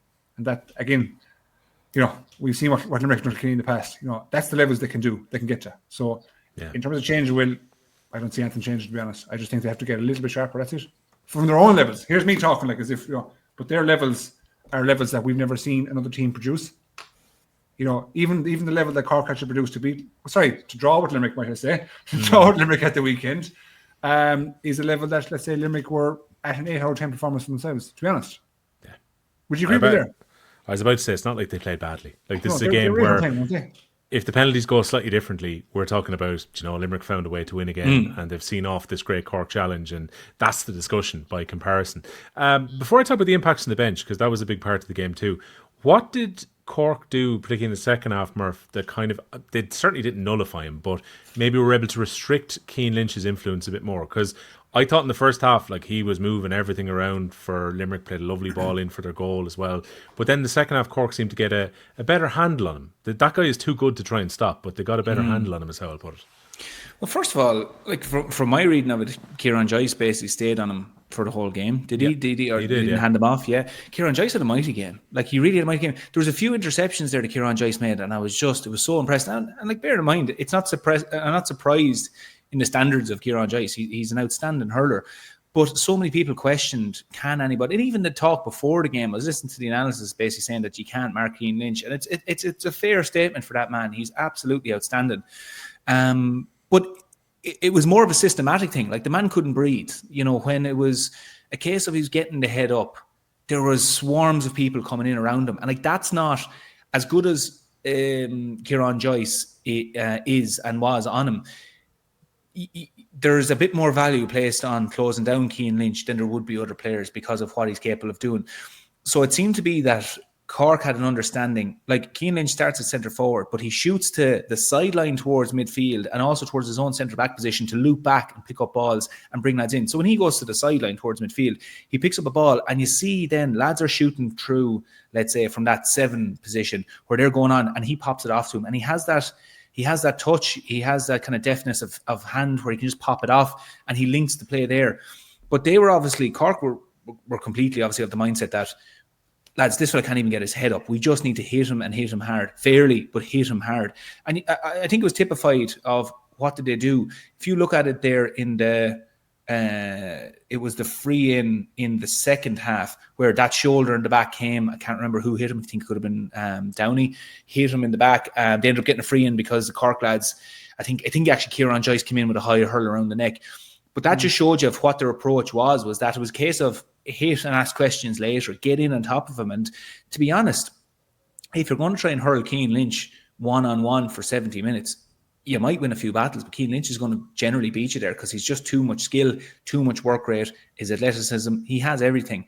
So if you're going to do that, you're fighting a losing battle. So I believe that Cork had emphasis. Like it was a case of, if I was number 10 on the Cork team, or I was number 12, and I happen to be in the area where Cian Lynch is about to get play, well, I'm now involved and get in there and shut him down. And it was closest man to him, go in and hit him and lads get involved. So that's really all it was. It wasn't anything glamorous. It wasn't anything pretty. I think there was an understanding for the 6 and the 11 position for Kyle Hayes and for Cian Lynch. And like, those two boys were involved, albeit not as influential as previous. They were involved. But the big thing was that, you know, it was almost like they circled in on those lads and said, listen, lads, regardless what you were doing at that time, Limerick have possession, Limerick are showing, you're getting in, you're getting tackles in on them, and it's just relentless tackling. It's secondary and third effects after that. You're hitting each lad after that, but don't allow, like when we saw the 16-point defeat, how Cian Lynch, let's say the goal for Adam English where he goes through, like he changed what he was going to do in half a second there and it ended up being a goal. So like giving him a half a second or a second, that's not an exaggeration. You can't do it. So I fully believe that Pat Ryan and the lads impressed that onto the players, say, right, this is how you deal with Kyle Hayes. But for Cian Lynch, you can't even let that man get his head up. And that's a respect thing. That's saying that that's how dangerous he is. So for me, it was simple work rate. It was hard work. It was an understanding that as a group, lads, Kieran Joyce is going to be on this man, but it's all hands on deck and all hands to the pump when we're going tackling this. And like, I'd say he was a sore man on Sunday morning because he took it and he got on with it, but he was getting hit hard, you know, and fairly. He was. Got a nice little cut over his eye as well. I'm chatting to him tomorrow, so looking forward to getting his take on Limerick now getting ready for a quarter-final, which is very strange to him at this stage. So Limerick won 5 from play from the bench that come on. Obviously O'Brien's a big part of that. He gets 1-2. Dara Donovan did hit one over before he missed that one, and Declan Hannon popped one over as well. Cork got 6 points from play from their players that come on, but perhaps most crucially, Skell, they got 2 penalty takers onto the pitch in Conor Lahan and Shane Kingston. I know Kingston's penalty was a bit of a dribbly one that probably Quaid will feel that he should have saved, but for all the talk about Limerick and, you know, all the All-Stars and all the championship medals that were on the bench, Lahan and Kingston had a good impact when they came in here. Absolutely. Like I was just doing the count. O'Brien got 1, 2, Donovan got 1, Neil got 1. I'm just doing the Limerick subs, and Hannon got 1, straight at the beginning of extra time, wasn't it? It was, yeah. Kingston got 3, Lahan got 2, and I know I'm missing someone. Who got the 6th? Help me out. Tommy O'Connell. Correct. Tommy O'Connell got the 6th. Nicely done, yeah. So in terms of the influence, in terms of the backs, or in terms of both sets of substitutes that came in, positive influence all around, you couldn't say one set of subs outclassed the other or out-influenced the other. I think it was fairly balanced, to be fair. But the penalties, the penalties is awkward for me because I look at it from a player perspective and I look at it from a spectator perspective. My position as a player, I love the penalties because you get them coming at you. So you're heavily involved, you know, and then I usually take one. More from your perspective, you're saying, fuck, maybe this is not a great way to finish the game. I get it, you know? I get it, like, you know. And, you know, partly you would say, this should be a replay because, you know what, people want to see it again. They don't want it to end, like, they don't want this movie to be over. But the penalty, the one that Kingston, that should be saved. Nicky knows that himself. That should be saved, particularly when he saved the first one in such a high level, high level output. You know, So, but was Kingston's one a case that it actually travelled a little bit slower than I thought it was going to travel? And I'd say, do you know what I'm saying? Am I right in saying that one? Kingston's one. So what happens is the first thing you're doing when you're looking at a penalty taker, right, is you're reading his body language. This is why Murphy's one was a funny one. Because he did it from a standing strike for a left-sided striker. Yeah. Which straight away I said to Grace, saved. This is gone, lads. This is gone. Because he has to place it, right? And because he's a left-sided striker, he has to place it lower to his right. Now you'll say, what do you mean? Because he can't open his body to shoot to his left. I did wonder that, Skehill. It felt like a slightly awkward strike. Like he wasn't obviously getting the purchaser. Because even Henry Shefflin was talking about beforehand, they were asking, like, Henry, how do you take a penalty as a guy who, has stepped up to them? And he's saying, like, you have to have everything right in your approach. That if you feel maybe that it's a difficult angle to try and get at it, or you rise a little bit too far ahead or a little bit too far behind. On the Murphy one, it kind of felt like he didn't even have enough space to get a proper purchase on it. No, what happens is when you're square with the goal, so when you do a standing strike, okay, your hips are completely perpendicular to the goal, right? That means you've no direction, so the direction goes in your arms, right? So you've no direction whatsoever. So it goes where your natural body swings. That's why Murphy went to his right, lower to his right, and then went wide, okay? When you take a run at it, your hips are face on with the goal, okay? And then you can rise the ball whatever way you want. You can rise it narrow, you can rise it wide, and you can rotate your body to put the ball wherever you want it. So the first thing I'm doing is I'm watching the striker. Is he standing over the ball? If he stands over the ball, I have 9 tenths red already. That's where he's going. If he's standing back and you're thinking, fuck, I'm not really sure where he's going. And worse again, right? TJ Reid, Aaron Gillan, there's a few that do a short run up, okay? So the short run up is worse again because he can't tell where he's going. Because so if a lad does a long run up, his momentum carries him forward where he turns in and you know exactly where he's going, But if he does a short run up, you have no idea. Both of them will score them. Both of them where I've faced penalties on Gillan and TJ, and they do a shot run up. You read the body and go, yeah, I haven't read where he's going. I still read where he's going, and he puts it under me. You know what I mean? It's just like there's levels to it all whereby you can read their body language, but then some of them just strike with such pace that they're actually very hard to save. So I can account for Murphy's one, I can account for Kingston's one. I just can't account for Declan Hannon's one. I'm not sure what happened there. I think was it a foot slipping, because it didn't show to me replays of it, to be fair, and it looked like it went wide and well wide, but dribbled out wide, if you know what I mean. So it's like he lost his left foot and didn't catch it right, which I was sorry to see, of course. But that's probably just a major technical error on his behalf. Yeah, it felt like he pulled it a bit to the left, Murph, kind of as he hit it, which again, like Hannon, obviously an elite forward before he became a defender, would have hit place balls before. He's one of those guys you probably would have expected to score the penalty. The only thing is, and again, I don't want to get into whether the penalty should happen or not happen, because that's just been the kind of discussion for the last 48 hours, and it seems people who want the season to be longer will argue that replay should happen anyway, even if they do like penalties, is that you probably don't get to practice these in a match situation all that often. So the last time we had them, I tried to block this out in my brain, but it jumped straight into my mind afterwards. 2021, Christie Ring semi-final, downbeat Offaly, penalty shootout. And then we had to wait until 2025 for the Munster final for us to have an inter-county championship penalty shootout to happen. So even like these are very rarely happened in the club. They're certainly not happened in inter-county. And it's like, I don't care how many times you're fighting to try and get yourselves a barbecue or something if you're having a penalty shootout and you're not doing them with soccer but doing it with hurling rules, and guys maybe hit a few at the end of training.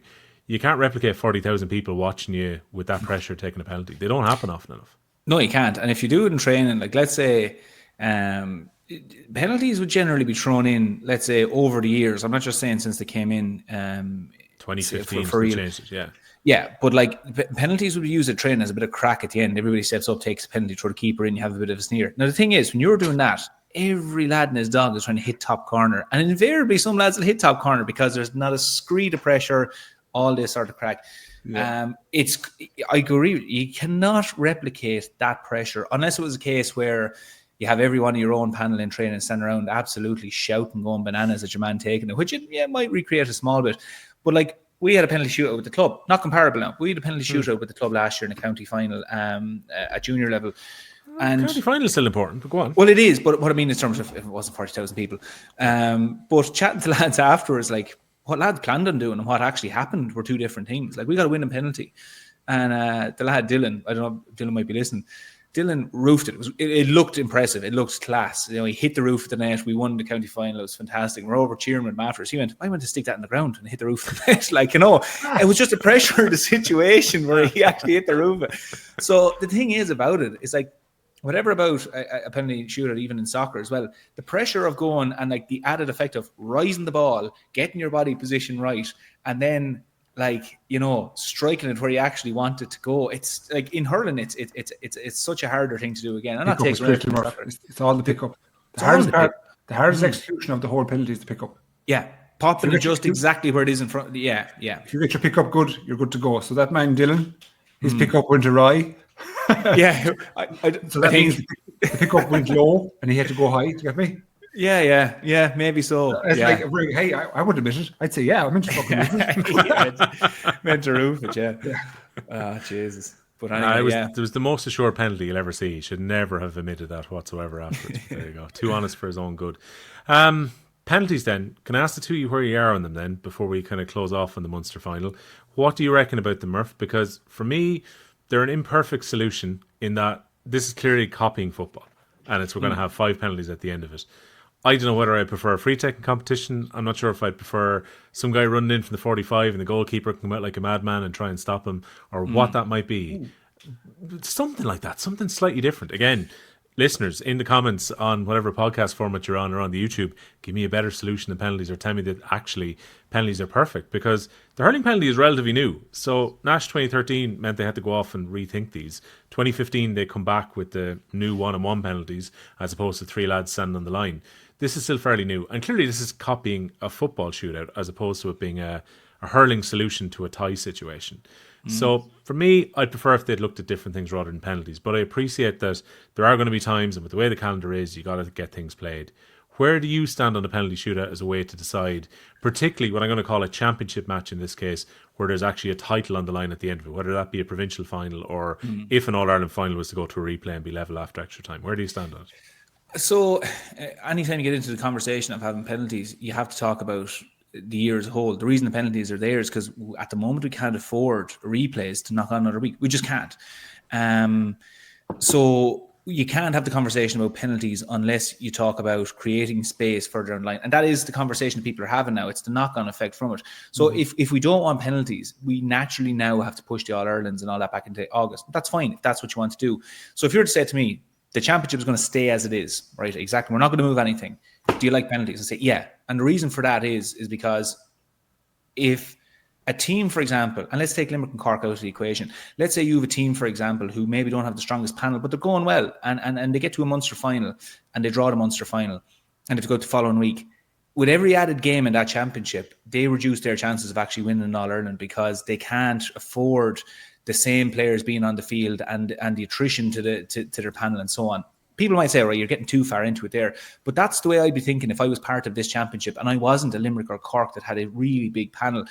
If it was a case where you're saying we're going to move, we're going to create more space, I would say, okay, do you know what? Create more space, but create space in the place of that at provincial finals, there's an extra week or two where we can afford this, and that people just accept there's then a bit of a gap between the next matches because we're now placing in this gap. So let's say next week we've built in a fallback week there for the Munster final. Well, then I have absolutely no issue with a replay, because one of the interesting things is I would always say in these circumstances, well, let's ask the players and the management. And what I've seen is Derek Ling had actually said that he doesn't think the Cork and Limerick, and that's fair enough. Derek Ling knows more about it now than I do because he is in the middle of it at the moment and has been for the last few years. John Kiley has also said it. So when I'm hearing that, I'm going, well, okay, it seems to be the soundings from the players that, let's say, the halfway house that seems to be reasonable is that finals do not finish on penalties. But I'd be looking at other situations where I'm going, let's say in an extreme example, Limerick and Tipperary, I can't remember what year it was. I'm going to say it was around 2005, 4 even. Remember they played three replays, was it, down in Thurles? Remember there was this, like, I'm thinking of Andrew Shaughnessy putting the balls over the bar from midfield, where they... Was Richie Bennett over Limerick at the time? I think he could have been. I'm thinking it's around 2005, and it was unbelievable now. But we had space in the championship to accommodate it. I think that went to... They went to 2 replays, and that they played the first match, played the second one, and went to a third one. Worst case scenario, 6 and 7 week gaps though back then as well, which meant it was this is possible. what I'm saying. Yeah. So my point being is that the championship at the time could afford that. Like, you can afford to put that in, whereas at the moment we can't. And people are also saying at the same time, we want to see our teams more. Like, we want to see more hurling. So you're there trying to split the atom and going, okay, well, do we randomly now factor in from now on? in Leinster and in Munster finals, that we build an extra week or two into the championship. And maybe people do want this solely for the purpose of, if a replay happens, yeah, we'll get a replay in there. But also understanding that the replays are going to be, or the draws are going to be few and far between in these games, and you might not have to call on this for another 6 years, 7 years. But we're going to have this lull after the provincial finals. Maybe that is what people want. But and again, I'm not trying to contradict myself in many ways. I understand why people don't want to see it finish on penalties, because they feel it's unfair. However, when I just come to the thing of, and it probably brings it back to what you were saying, Will, of it's an imperfect solution to a problem that we have, in that, what is the solution? Like, I mean, because hypothetically, if you have a Limerick Tipperary scenario, I don't know, Will, if you've actually got it up there as to what year it was. Oh, it was 2007. And you know the funny part, just when I think about it, right? So, you know, we're arguing about how many teams aren't in championship now at the moment and so on. So the first game was on June the 10th. The second game was on June the 16th, a week later. And then the third game, which would eventually be won after extra time, was June the 24th. So, like, they were Munster semi-finals, by the way. Yeah, and then they probably had maybe another 2 weeks off, or a week off, until maybe 2 weeks off until the Munster final. Now, I'm just saying worst case scenario, but you have to plan for worst case scenario. It's like the case where lads go, oh, sure, look, you're very rarely going to have a draw, for example.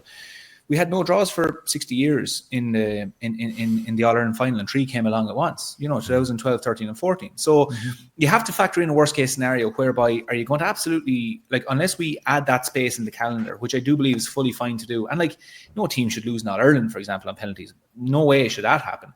But maybe it's a tweak that has to come in next year where they go, okay, well, if you don't want, so in the round robin, it's never going to have to happen. That's fine.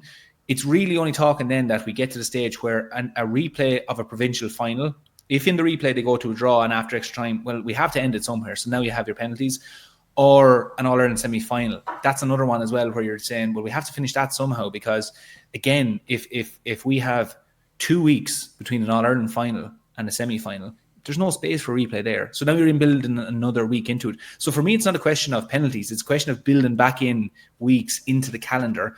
And bearing in mind, the other thing to throw into that is that if you build them weeks back in, you're buying that time from the club. So you're taking that time off club championships. So it's not as simple as just get rid of penalties, because let's say hypothetically we come along next year and we're in this situation and we have a Munster final that goes to, okay, 1 replay, fine, maybe. But if it goes to 2 replays, as the example of Limerick and Tipperary did, it's chaos. And those 2 teams, I would almost argue, would be out of the championship come their next match, because they'd be absolutely bollocks by the time the semi-final comes around. No other word for it. It will become a very costly provincial championship by the end of it. It might be great to win the provincial, but ultimately you might be hurt when you get to your quarter-final and eventually your semi-final. And not to be really dragging into it, €50 for tickets there for the Munster final. It's a fair Replays point. €100 now. That's for one person. So let's say you brought you and your family went, and a family of 4 went.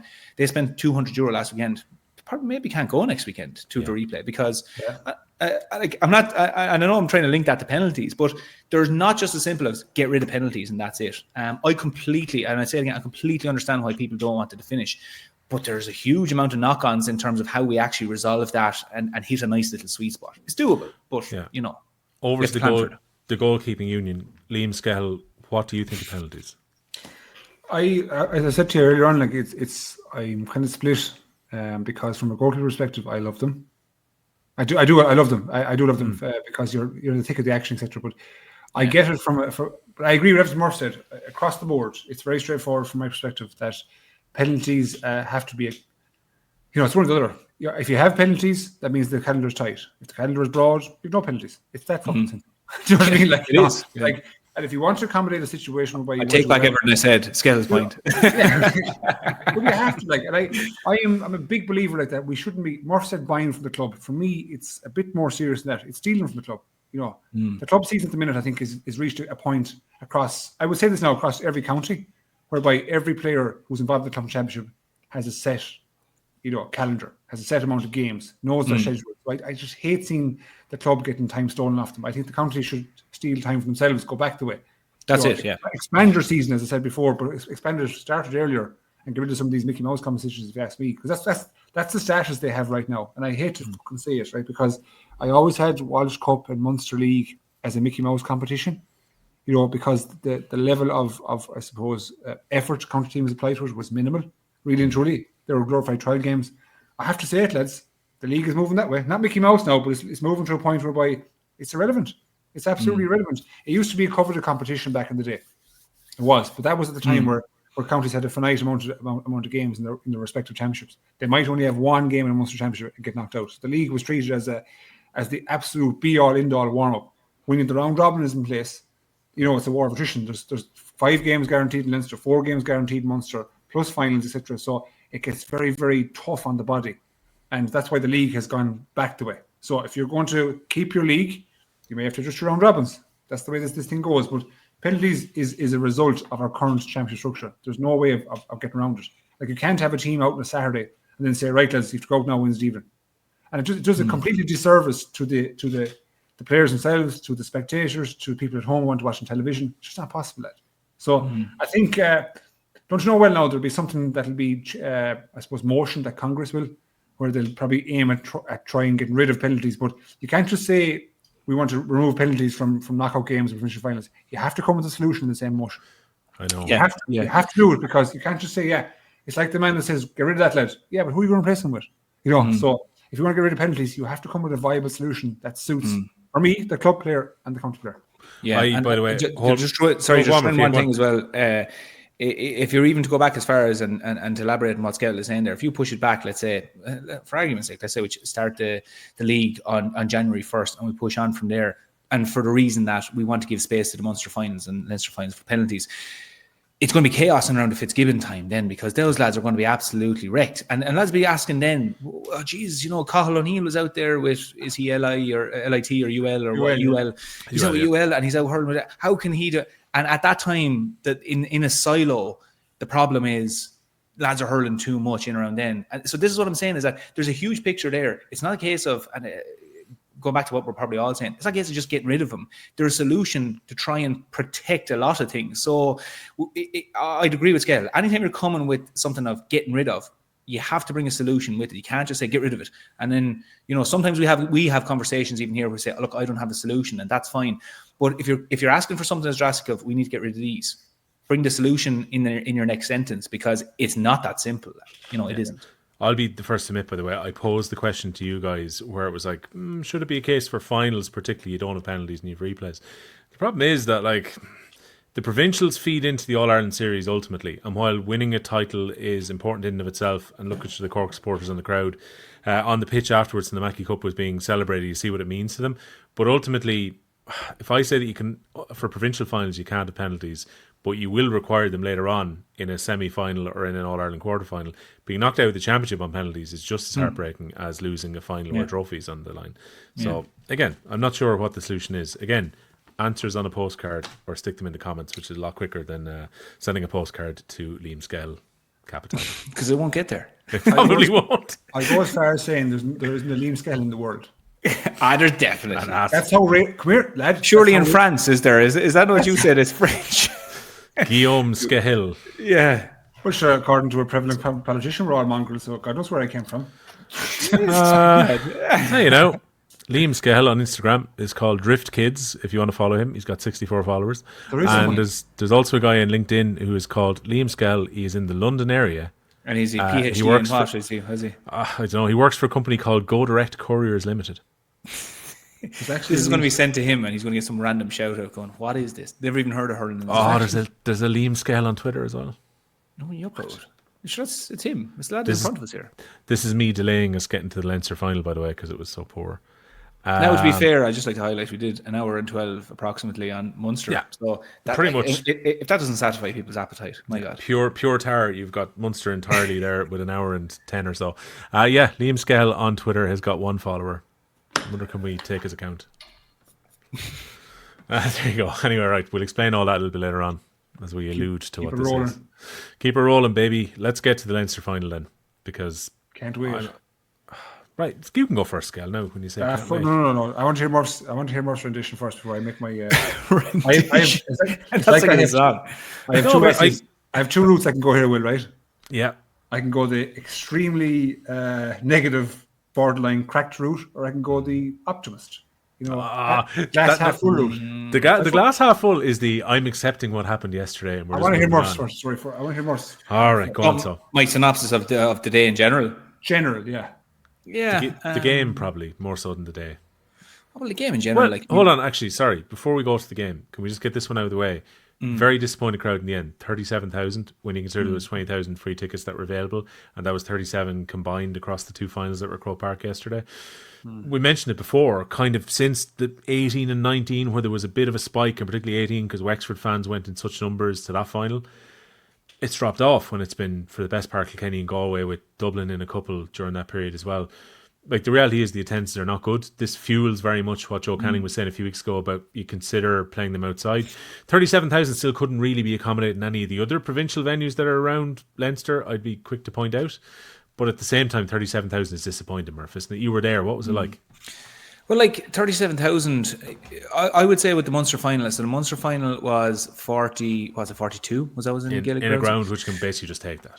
But the thing is, they probably would have sold a bit more if it was. Yeah. So is it a case that you bring it to what is the largest provincial ground outside of? Is it actually probably Nolan Park? But is it Portlaoise? Would Portlaoise hold Tullamore? What are we talking to dropping to here? 22,000, 25, so is it? Tullamore's too small for the final. I think Tullamore would be fine for semi-final, but Tullamore, I think, again, I'm open to correction, is about 19. And I think Portlaoise at its biggest, and now the terrace is all back and ready to go in Portlaoise as well. I think O'Moore Park was around 25,000 last check. These are always based on the health and safety more so than what you might get on Wikipedia as well. Oftentimes you'll hear it's such and such, and then you'll hear actually the capacity is a little bit higher. So it was 22,000 last time they checked for Portlaoise, so I think O'Moore Park is not too far off it. And is a Nolan Park kind of in the 30 range-ish? Maybe a little bit higher? Sure. I don't know, is it 30? I don't think it's 30. I thought it was about 28 or something. I could be wrong. By capacity. Wikipedia is always the safest way to go here, isn't it? I'll give you a general ballpark now. So obviously, look, like Munster's got so many big stadiums. So they've got Semple, which comes in at the moment at 45 for Porky Queeve, the Gaelic Grounds just a touch over 44, and then you go back down to Nolan Park, which is just under 30. It's 27,000 last time out. It was 30,000 previously, which was about 5 or 6 years ago. But then again, health and safety has brought all these down by a little bit. Yeah, well, look, basically, the bottom line is anything less than 50,000 in Croke Park, you don't have an atmosphere, really. You have a bit of an echo chamber at times. It's just, it's enormous. Like, I mean, it's the bottom line when it comes back to Croke Park. We've played, myself and Skehill played in games in Tullamore, Kilkenny and Galway, where the atmosphere was 10 times what it was of playing in Croke Park. I'm not throwing any shade at Croke Park. It's just facts. It's just when you don't have a number that doesn't meet the threshold of 50 to 60,000, you're fighting a losing battle there. So it may be, I wouldn't be against the fact that, and I know people are going to maybe talk about, the purse strings and different things, where you maybe err on the side of let's get a savage atmosphere at this. Because when Galway came back into the game yesterday, there was an atmosphere then suddenly. Now, that was a bit more to the fact that I suppose they came from 13 points down to bring it back to suddenly 4, and it was tense. That was more the reason of it. And it took a lot to get that crowd and to get the adrenaline going. But I think the game as a whole is a lot more cagier and a lot more better atmosphere that feeds into the game on the field if you have a tighter ground. And we spoke about it with Willie Maher. I would never say never to anything in terms of saying, listen, we're going to sacrifice having 35,000 in Croke Park and we're going to bring it to 38 or 28 or, whatever it's going to be, 22, 25. It might just on a practical level have to be O'Moore Park just because Kilkenny are in the final every year. Yeah, so let's say it's O'Moore Park, but that is probably the maximum one that isn't going to be Nolan Park. So O'Moore Park. And you get this kind of thing of that people are in a rush to get tickets, and suddenly now there's a demand for a Leinster final where it's a case of, well, if you don't get on early, you're not going to get your ticket. And then people have this thing of the experience of, Pack Stadium, that was great crack, and their memory of it afterwards was that, geez, great atmosphere, great match, the whole lot, and you walk away. I think it probably needs to get back to that now, because at the moment, it's very much just a kind of a, I don't even know what you'd call it. Like, you go to Croke Park and it feels a little bit empty. The game just passes by. It's a bit of a lull, and like the players don't feel like that. But what? There's just no excitement, Murph. There's no excitement. There's not, and it's no excitement. It's unfortunate. Yeah, and the trouble is, it drains the energy out of the game.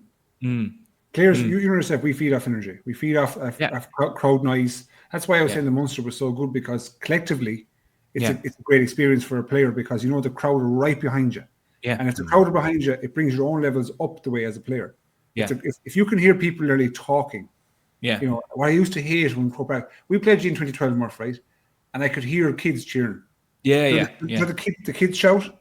The kids cheer is very kind of noise, different type of noise, you know what I mean? Yeah. I think there were like 22,000 in that game. Yeah. Which was a disservice to the final itself. If that was because we were coming from a position whereby people perceived we'd no hope. Whereas yesterday you're thinking there's 4 teams in a final here. Like 2 teams are baying for the life to go up to Lee McCarthy. We're still part of the Ireland Championship. Nothing. And I just think like Leinster is crying out for excitement. It's crying out for. It's like sometimes I again go back to Twitter. Leinster gets the kind of reputation of being the annoying little brother or little sister of Munster, because they don't produce quite the excitement or quite the drama that Munster produces. Okay, but everything's lined up for Munster perfectly. Whereas if we brought Leinster down to the Tullamores, the Portlaoise, regardless of who's in the final, I think straight away the event gets a higher profile. More energy gets into the local town. It's not lost in a big stadium, and even if that particular stadium is not at full capacity, it still provides that bit of a cauldron effect, which is all you want as a player. You want huge that kind of cauldron effect where the crowd are on top of you and they partake in the game. Whereas yesterday there was no real participation in the game from anybody until like the 58th, 59th minute. Galway decided to go at something.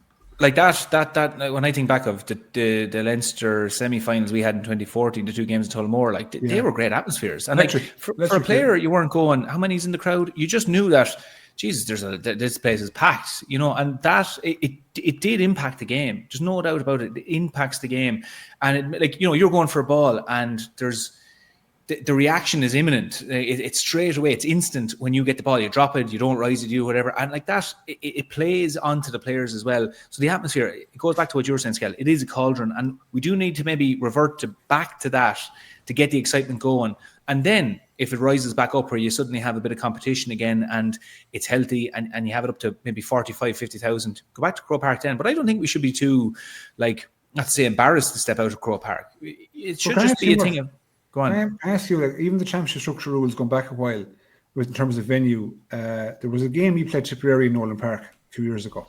I'm going to say around, it could be 18, 17, 16, I'm not sure. But Tipperary will come to town. And I just remember that game being absolutely... In terms of the anticipation. 13. Sorry. Yeah, was that Henry's comeback game, was it? Yeah. That's one of the best. Yeah. My point being, in terms of atmosphere, right? That game could have gone to Croke Park. No problem. It probably would have got 60,000, okay? You're right. And it would be good atmosphere. But that game in Nolan Park, I think it was a Saturday evening, was it, Mark? It was one of the greatest evenings. It felt like it was electric anyway, as far as I'm concerned. It was unbelievable. It's neutral, yeah.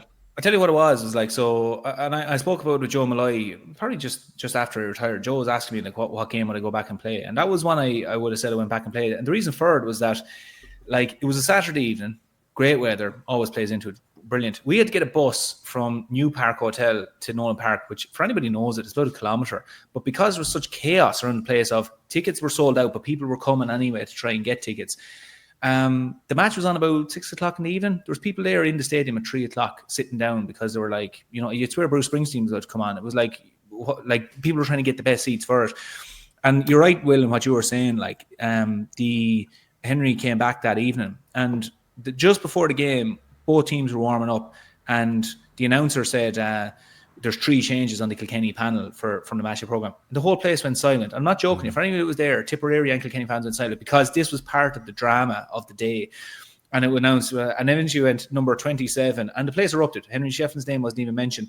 And that was part of the pageantry of it, where it was just Tipperary were coming to town to Kilkenny, and it was just pride on the line. But my point being, to tie it into Leinster, was that having everything in such a tight ground like that, it felt like everybody was involved. The supporters were involved. You were involved. It didn't matter, that it was 28,000 or 60,000. And we've played Tipperary when it was 82,000. That was special because, people were right up against the sideline involved in it. And I think if you had a Leinster final where we got back to that, where, people were nearly falling out and spilling out into the field, and there was real tension within the game, I think that'd be unbelievable. And let's say Wexford get back into the competition and Kilkenny play Wexford, let's say in the derby, and it's played in, let's say the flip of coin is played in Wexford Park or Nolan Park. Jesus, wouldn't that be unbelievable, for example? Or Galway play Offaly. Let's say Galway and Offaly in 5 or 6 years' time, there's Galway Offaly final, and you have it in Pearse Stadium or you have it in Tullamore. You tear the hinges off the place. Do you know? Ballinasloe, yeah. You say Athenry. You might as well just have it in Capitagle altogether. Jesus Christ. Was it the Donkey Derby or the Sheep Derby, or which is it? Have that on before it. Any fucking derby you want, boy, we'll do it. And then it generates money in capital. Pick the spot where the sheep is going to shit just before the Leinster final. What Is a that it? Horse. Was that it? Nina an Carver, horse. horse. Yeah. Ah, Jesus, that was a great one. The money spinner, boy. I bet it was. All right, Skehill, I may as well let you go at it then, because tell you what, Hang on a second. He didn't give us an absence at all. He did. He said he had a lovely day. We'll get back to him now in a second. The people are here to go. Well, yeah. The game People is want- terrible. people I want want to hear what Skehill. Skehill thinks Yeah. about Galway. They don't want me to lead Skehill. Yeah. An hour So, gone, 12, when I- 12 points scored. Yeah. You had 22 shots in the entire game. What was going on? 22. I had 32. Sorry, shots. 22 from play, I should say. Sorry. Yeah, sorry. What's going on? Let's be frank about this now, right? If this was a professional team, okay, the first thing that we do is go out and buy players. Okay. In terms of recruitment, because I think the level of player we have at the minute, it's not, I'm not trying to shit in players. I'm just saying the level our team is at the minute, the players we have available to us, it's just not at the Limerick level or Cork level. That's just, or Cork Kilkenny level for that matter. We're just not there. That's absolutely fine. I think there's an acceptance across the board that Michael is in year one of a 4-year term. So, and I will say this repeatedly on the outset, that there's an allowance there for the time to be used in the first year to blood players, blood them into certain positions, see what they're made of, whether that be game plan, etc., and go from there. And you know, it's happening slowly. I wouldn't say slowly but surely, but it's happening slowly in the sense that we see little pockets of play, little pockets of glimpses of that. You could say a certain lad can be very effective for the years going forward. But yesterday was very, I wouldn't even use the word disappointing. It's disheartening. I don't know what to. There's this great conundrum in Galway, Will, right, where you say, right, there's great players available, and even when there's great players available, you know, in years previous, they're still susceptible to this kind of flat performance that's unexplainable, that you can't put your finger on it. You know what I mean? So if I go back 4 or 5 years ago, let's say we played Kilkenny in Leinster finals, and I will say hand in heart here, right, especially in 2020, we had a better team than Kilkenny, but they beat us. And for me, I can't understand going forward how they beat us. And then when you go into a game, I sat in the seat last week and I was saying I was a bit nervous about what could potentially happen here in Croke Park, and it came to fruition. But all I was expecting was a fight, and I thought the technical ability was more advanced on Kilkenny's behalf than it was ours. Kilkenny have better forwards than ours. That's absolutely fine. But the lack of fight, the lack of fight is not as simple as that. It's down to a structural element. For me, I want to see Galway going to have 15-15. 15-15. I don't want to see sweepers. I don't want to see 7 defenders. I don't want to see 3 lads in midfield. I want to see 15-15. And if the wing forwards come back to give a hand, that's absolutely fine with me. But I don't want to see a situation whereby we can allow a Kilkenny defender to roam free. And I think from looking at it, Richie Reid was that man. Richie Reid picked up an awful lot of possession, particularly in the first half. GC picked up a lot. In the first quarter of the second half, third quarter rather of the game, monumental amount of ball. And it was such a simple game. Like Murphy, how many times did Owen Murphy get the ball in his puck out? And he looked up, shortened the grip, and gave it to a mid-range player in midfield who then transferred the ball out to the wing back or the wing forward shot. And like you see, our wing forwards are coming in narrow, right? Like Fleming, who coming narrow, ball goes out wide, shot. You know what I mean? It's like, Jesus Christ. The goal that came in the first half was a ball that went out wide to Deegan, I'm going to say, or Lawler, pumped in wide. TJ gets in the goal. Like the level at which Kilkenny had to work to get the ball into the forward line was far lower than what we had to do. You know, Kilkenny kept man for man, kept rock solid shape. Their forwards were excellent. I thought Mullen was a nightmare. It reminded me of the final 2 years ago, whereby you didn't know, was he centre forward? Was he wing forward? Was he midfield? Last year's final against Dublin, you might remember, where was Mullen playing? Do you know what I mean? I think he had 5 points more for in the first half. Last year, whatever he had. But same kind of situation. It seemed that we didn't have a specific plan for Mullen. He causes the world of bother. But then you're looking at Kilkenny and said they have players that on a multiple level were able to get these moments. So like TJ for that first goal was a moment, right? Then the one where Kevin Cooney gets the point in the second half. We're back to 4. Long puck out goes. TJ goes up with about 7 lads around him, pops the ball to Mullen. And Mullen over the shoulder from 70 yards, point. That element of output, productivity, we just don't have at the moment, right? And I think we're in bother in our midfield. We don't have an engine in midfield. We don't have, go forward hurlers in midfield. So we have a lot of answers to try and find. We have problems. We know that, all right? But it's just about, for me, I'm going the glass half full route, Will. There's no point going the glass half empty and being all negative, because if we produce a performance like we had in Nolan Park day one, on a repetitive basis, I'd be very disappointed. But there was glimpses here, Will. Glimpses, whereas in Nolan Park day one, there was nothing. was absolutely nothing, right? So as here, I can point towards Cahill was very effective. Kilkenny, again, wasn't too bad. Tiernan Killeen came in and was effective. Dahi was good. So there's little positives I'm trying to pick on. But we have a mammoth task ahead of us now in 2 weeks in Tipperary. Yeah. And so the route to the final, if we're to go get there, is Tipperary, Cork, and Limerick. Cork, Kilkenny, yeah. Jesus Christ. It's a fair old route. Like, how do you square off that 13-minute period, the 1-6 without reply, and what felt like it was going to create a grandstand finish when it went down to 4 points, compared to what happened in the hour or so before that? Like, I'd be a friend of Paul Gannon, right? Paul Gannon is now the performance coach with Limerick, okay? And we think it's, well, and I say we now, we would talk openly about this in the sense that it's not hurling ability. I think if you lined up the 30 players on the pitch yesterday, they're relatively, thereabouts in terms of physical ability and technical ability and physical power. I think they're fairly, what separates them is the top 6 inches, right? Kilkenny have an ability, and we've heard this, and I said it myself, and it's been said publicly, where they're never bet, right? They never bet until they're on the bus on the way home. And it's just, I don't know, from Portugalian's perspective, we're thinking, is it geographic? Do you know what I mean? Is it something whereby is it in us as people, as Galway, whereby there's games that we absolutely handicap ourselves with? That was a game yesterday where we should have went hammer and tongs at it. 15 on 15, fucking have at it. Have at it and see where you go. And if you win the Leinster title in the first year of a new manager's term, that's a huge plus. Huge plus. And if you don't, but if you die with your boots on, people say, absolutely well done. At least there was ingredients there to go forward and have a good team for years ahead. Yesterday it was like, fuck, lads, I don't know. This is like the old, I've seen this film before. And I don't want to see it again. And it's just, we just feel like we're handicapped in our own emotion, head, whatever it is. And it's like, it's very hard for me to explain, even verbalize. I think it's how do I put this well? And it's not just the senior team. I've seen it in the Camogie team. I've seen it in the minor team. It was in our French team this year, whereby all the preparation is done, the plan is done, the players in terms of capability is there, but they just don't execute. Like, I can't see the Galway team at present going at a game like Cork, Kilkenny, or Limerick will go at the minute. I can't see them doing it. And they're going to learn it fairly quickly against Tipperary, because the Tipperary game, whether we like it or not, is do or die.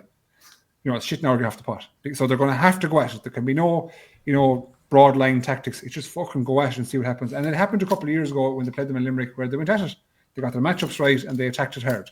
So the same has to be repeated again. So what's the answer to that question? I don't have it in its exact science, to be honest with you, right? And I say people looking in will say they're great hurlers, but just I think it's a mental issue. Straight up, it's a mental issue. And what's the fix? I don't fucking know. Well, I don't know. Yeah, it's a complex answer, to be honest. I don't know. You're not getting output out of your forwards by comparison to what Kilkenny got. So all 6 Kilkenny starting forwards score, and that gives you obviously variety across your team as well. We spoke about Cahill Mannion dependency, 11 points he gets during the game. Am I right in saying the only other forward that scored, I think, from play during the game that wasn't brought on would have been Kevin Cooney, and then Kincannon got the goal, and that was it. Got the goal, and like the supply of ball we're giving to our forwards is not like Kilkenny were giving. Like, what was my count? 1 second, of course, this now. It's not. By the way, while you're counting it up, it's like not an easy thing when Hugh Lawler plays as well as Hugh Lawler played during the game as well. No, you have to take people out of their comfort zone. You can't allow them to play as well in their strength. So my count was Lawler by 3, Deegan by 3, Butler by 1, Walsh by 1, Reid by 4. That was the high balls they won. Both contested and uncontested. That's a huge amount of players, a huge amount of high balls. So in the same breath, you go up the forwards in and say, look at TJ win the high ball.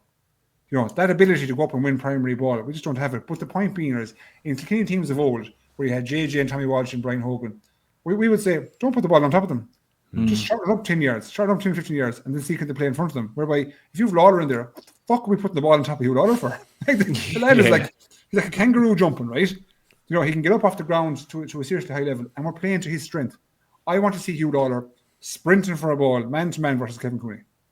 That's what I want to see, right? And I want to see the same thing happening with fucking Brian Kincannon, Conor Whelan, whoever. I want to see them moving into space whereby we can use our strengths. And our strengths is not Kilkenny's strengths at the moment. We can't win primary ball, high ball like that against those kind of guys. So that's why you see ball. And the ball we were given was under pressure in the middle third. It was really under pressure. Like, I think of Keenan Fahy had two balls under pressure that ended up, ironically, 1-1 for Kilkenny. Whereby he got turned over trying to deliver in a high ball goes up and TJ sticks in the net for the second goal. So same thing as well. He gets the ball, just lackluster turnover and ends up being obviously the mistake by Dara Walsh, which is not, because he's a 20-year-old kid. That shit's going to happen. Move on. Yeah. So I just think we're a small bit. We were lethargic, mentally not tuned, mentally not ready for the fight. We didn't want the fight, I think. Do you know what I mean? We didn't want the fight, basically. Yeah. Owen Murphy's very sound about Walsh after the game as well. He was saying, like, you're a young goalkeeper, you don't let that define you. Like, everyone makes mistakes along the way. But it did allow for Mossy Keown to get the second goal, which kind of effectively killed it. The point that Mullen got, though, felt like it had just maybe swayed it back in Kilkenny's favour, but that was the bit of icing on the cake. Go on. Just to make this very, very straightforward, the fact that goal went in, that was not losing the game. That game was gone. That was, yeah. That game was finished. When Mullen got his point to go 5-8, that was game over, job done. So that goal had actually no bearing on the game whatsoever. Just to make that very clear, because there are people, believe you me, and there are Galway people that point towards that goal as to losing the game. You know what? That game was long gone in the 70 minutes prior. Murph, I don't know, a lot of good stuff for Kilkenny here. I mean, the argument might go that now... I'm logging off now. Go on. This is the thing, right?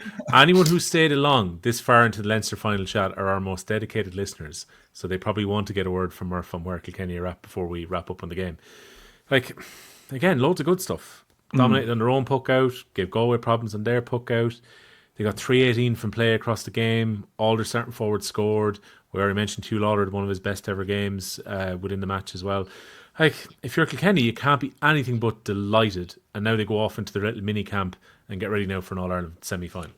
Yeah, completely. I mean, you are happy, but I will say, play devil's advocate with that. Like, they did leave a 13-point lead slip back to 4. Now, the thing is, I think with that is we've seen that 3 times this year, inclusive of that. We've seen it against Dublin, where they let the lead slip.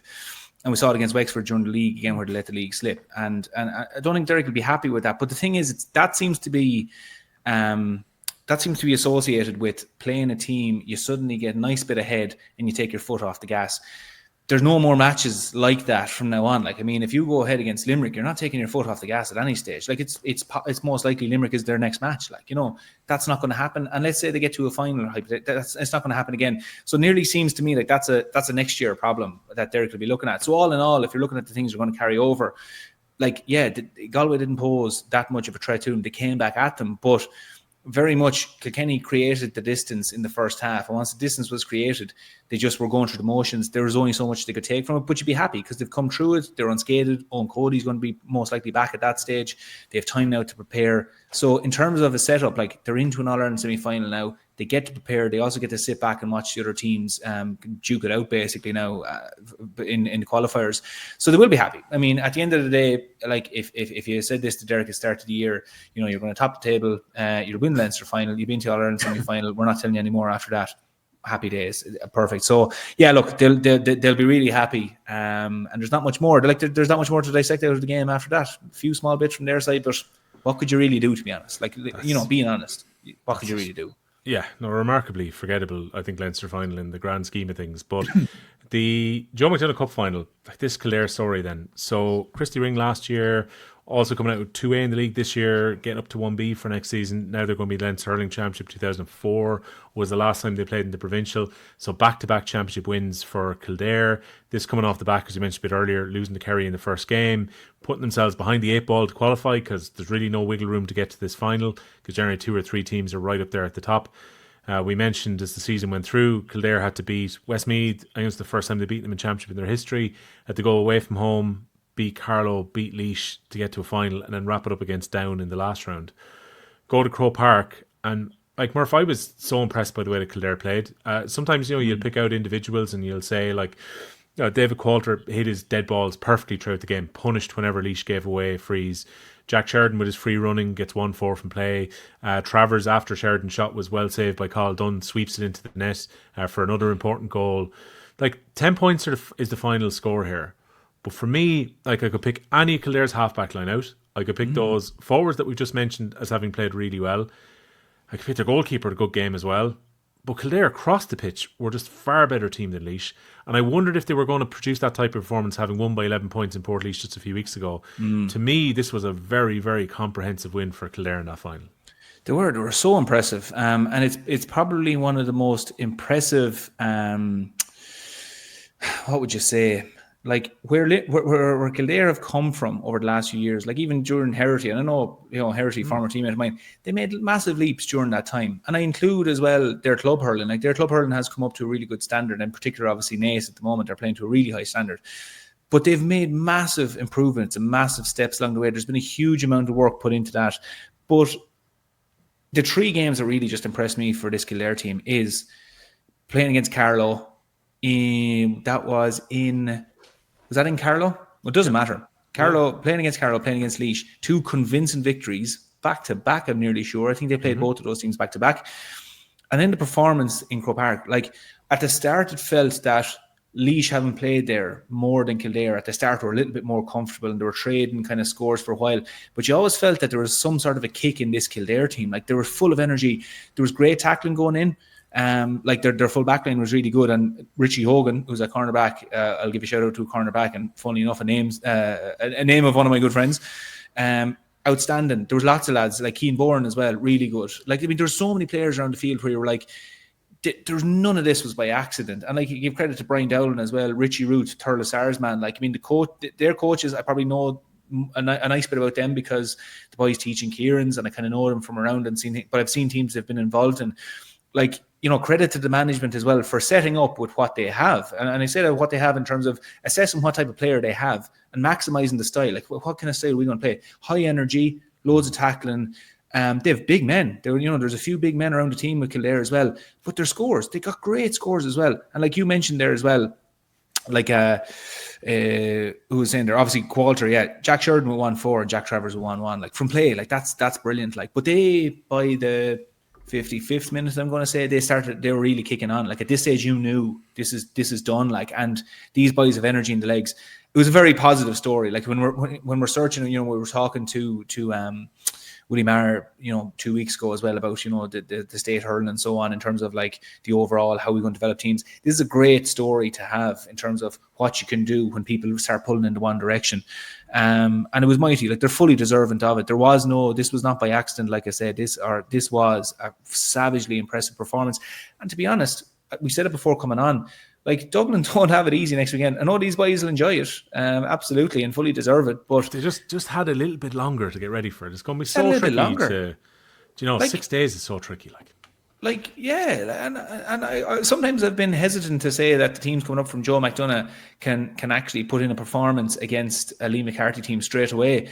But I was looking at this going like, Dublin have been good this year, absolutely no doubt. But going down to Newbridge to play Kildare, when they have their backs up and the bottom line that underscores everything, these boys are really good hurlers. That's dangerous, and I agree with you, a bit more time, and we won't get into the time conversation again. A bit more time, like this is a really tough match for Dublin, but look, just again, I can't say enough, full credit. It's disappointing for Laois, their aim was definitely to get back to Joe McDonagh, disappointing league. They got back there, but just beaten by the better team on the day. So look, I can't say enough. Congratulations, like Kildare, savage, mighty performance. Yeah, I don't think Laois's form really recovered after their loss against Kildare in Port Laois. I know they got the draw against Carlow in the last round, which is enough to see them through, but felt like it really rocked their season. And again, there was a very familiar pattern with Kildare running the ball against them, the physicality, the turnovers, the pressure that they put in the middle third on Laois. And even after Ben Conroy had scrambled that goal, I didn't feel like Laois were going to get enough scores after that. Tommy Fitzgerald, their manager, said after the game that perhaps some of the scoring chances left behind them in the first half was probably where the game was lost for them. But as you say, Kildare finished with a wet sail and just absolutely breezed home in the end.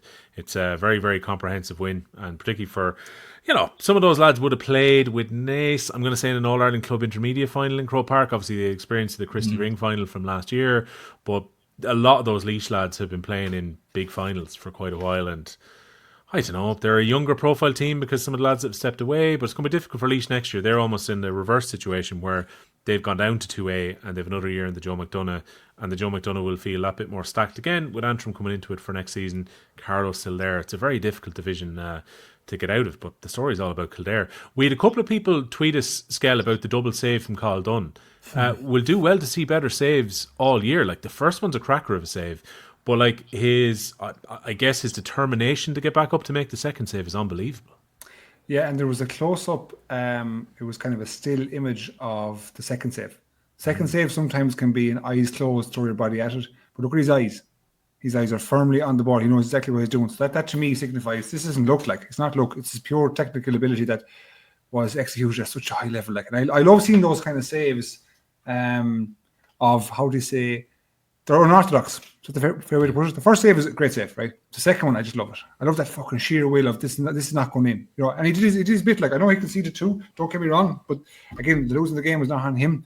And I will say, I go back a bit further. I would have placed high value in Rowland. So to fill his boots, you know, after such a long time, it's not simple either. Like, especially, and then Laois went up and down a bit throughout the course of the year. So for him to come in, fill the boots well, have that kind of save, like that's going down in history now. Like, in terms of double saves that we've seen in the game of hurling, that's right up there at the very top. Like, that's up there in the top 3 or 4 double saves that you'll ever see. Yeah. You know, so credit to him. Yeah, I did wonder, like, when Enda Rowland left 100 appearances for Laois, was it going to be difficult to fill his boots? And just chatting to some of the lads on the Laois panel, they were saying, like, Carl Dunn is ready. They very much felt like this is a very good young goalkeeper. He was ready. Yeah, who will step in. And he's put in a really, really good season. I think he's probably going to be in contention to be on the Joe McDonagh Team of the Year as well. And that double save, as you say, because it's been captured on camera as well, has got loads of attention from the captured on camera part of it. This really annoys me, what's happening this weekend, because the fixtures came out about an hour before we recorded. I thought, like, the most obvious thing in the world is GA Plus had one hurling game for this weekend. They're showing a lot of football, understandably, at the end of the group stage in the senior. They had one hurling game, and last year they picked one, I think, to show Cork and Offaly, and didn't show the other game last year. So it was well known and well signposted they're only going to show one match. To me, the totally obvious match to show is Kildare and Dublin. Absolutely. Kildare, off the back of winning, this is a big day for them because they're footballers. You've got the Tailteann Cup quarter-final as the second game of the doubleheader, which is Offaly and Kildare, repeated the Division 3 League final. I reckon Newbridge is going to be hopping on Saturday. Naturally, when a team has won, that's going to bring in new eyes to go and watch them as well. You show that. You don't show Tipperary and Laois at 1:45 on Saturday in Moore Park, where Laois are probably going to have little or no interest in fulfilling that fixture, having lost the final. Tipperary are only going to be sharpening up realistically for their All-Ireland quarter-final with Galway. That could be a big score. And the only reason that GA Plus are showing it is because they're there for Roscommon and Cork, which is on after it. So it's easier to just flick on the camera. I don't know. I think it's an awful mistake not to show the Kildare one when Kildare are on such a crest of a wave as well. Pity. Agreed. That's the thing. Like, I mean, I think they've taken the easy solution. Like, it is very easy to explain why, but that's the reason that they're doing it. You know, since the GA Plus or GA Go has been brought in, and we've covered this a lot, that the choice of games is very, you know, structured towards counties that have a high, I suppose, supporter base. Mm. But for this one, I can't fathom it. I thought Dublin Kildare on GA would be ideal. You know, two high level supporter bases, you could say. You know, why not? But sure. Hey. Anyway, good luck to the Kildare lads. Again, we'll get to chat to some of them tomorrow because the All-Ireland hurling launch is on, which I'm popping along to in the morning. I think Cian Lynch will probably be the most interesting player. Probably be chatting to Morris is there for Tipperary, which would be a good chat. He's having a really good year so far as well. So we'll have them out tomorrow as well.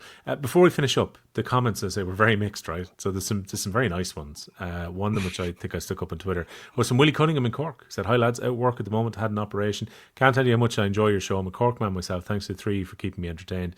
I met Paul once at my club St. Vincent's in Cork when he was doing a session. A real nice guy." So that was the nice side to it. Then Dublin's Fair City, who appeared to listen to the pod after the games of the weekend, said, "Any chance you could talk a bit more about hurling, lads? Shite talk about meat power rankings.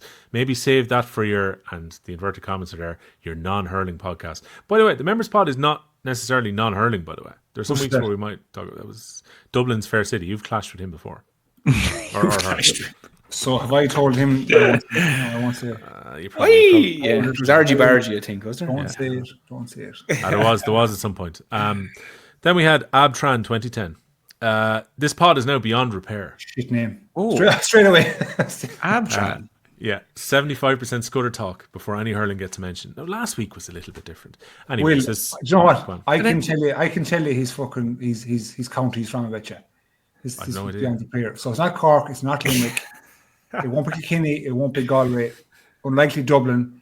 I'm going to say it's either Tip, Waterford. How are you? You're absolutely digging a hole for yourself. Waterford. Wouldn't be West people do that either. Won't be clear. Unlikely. I'm going to say Tip. I'm going to say Tip. Lord. Such a shame. Well, here you go. Such a shame. The two boys are good. So that's the good news for you. But I can't handle any more Will. Comments such as, we've discussed Podge the calf, favoured meats, favourite crisps, tanks. I didn't ask a single fucking question about tanks last week, by the way. That was me. That was the 2 votes. There's a bias against you in that one, Will. There is. And there's definitely a kind of a have a go at a DJ on the radio kind of thing. Aren't we all a mad bunch on this pod? Which Where's that comment? It's on YouTube. YouTube, what's the name? That's hold on, Abtran 2010. Abtran 2010. I'm going to listen to it again. Right, So give it a YouTube. rest was the main thing. Yeah, it's in the YouTube comments. I think there's about 90 from last week. It was a busy one. Jesus. Joseph Lonergan 487. This is where the Liam came from. Hi lads, listen to your last 4 podcasts. Best of them all was the second one. Paul and Liam did on their own. Straight to the point. All hurling, great stuff all together. Hope for more pods with Paul and Liam. So there you go. That's Liam for you. Murph, did you record a podcast without me before, no?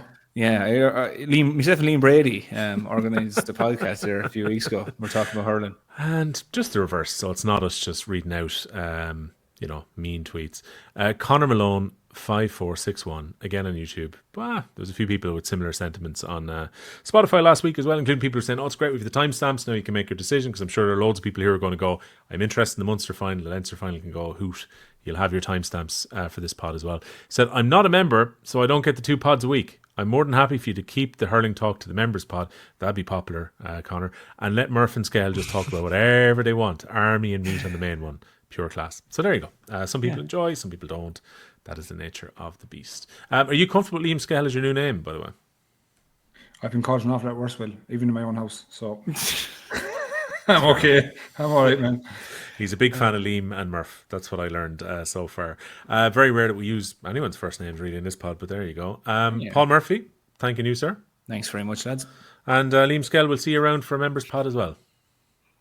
I'm looking for this Abtran 2010.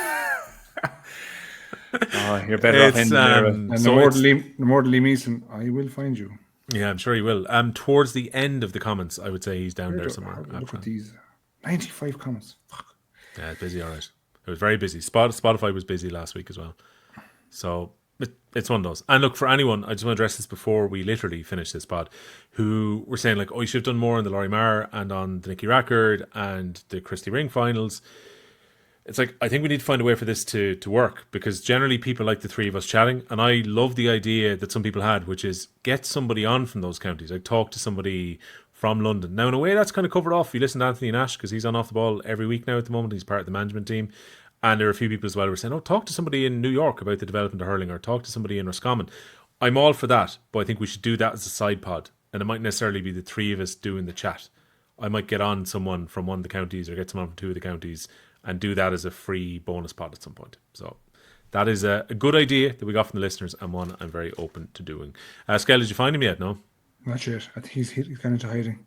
Yeah, fair enough. Don't leave them an abusive comment, by the way. We just have it on because I wanted to let people know how mixed it was last week. Don't leave them in abusive comments. It's like saying someone, "Don't press the red button." Happy searching for Skehill. We'll be back next week to review the preliminary quarterfinals. Take it easy.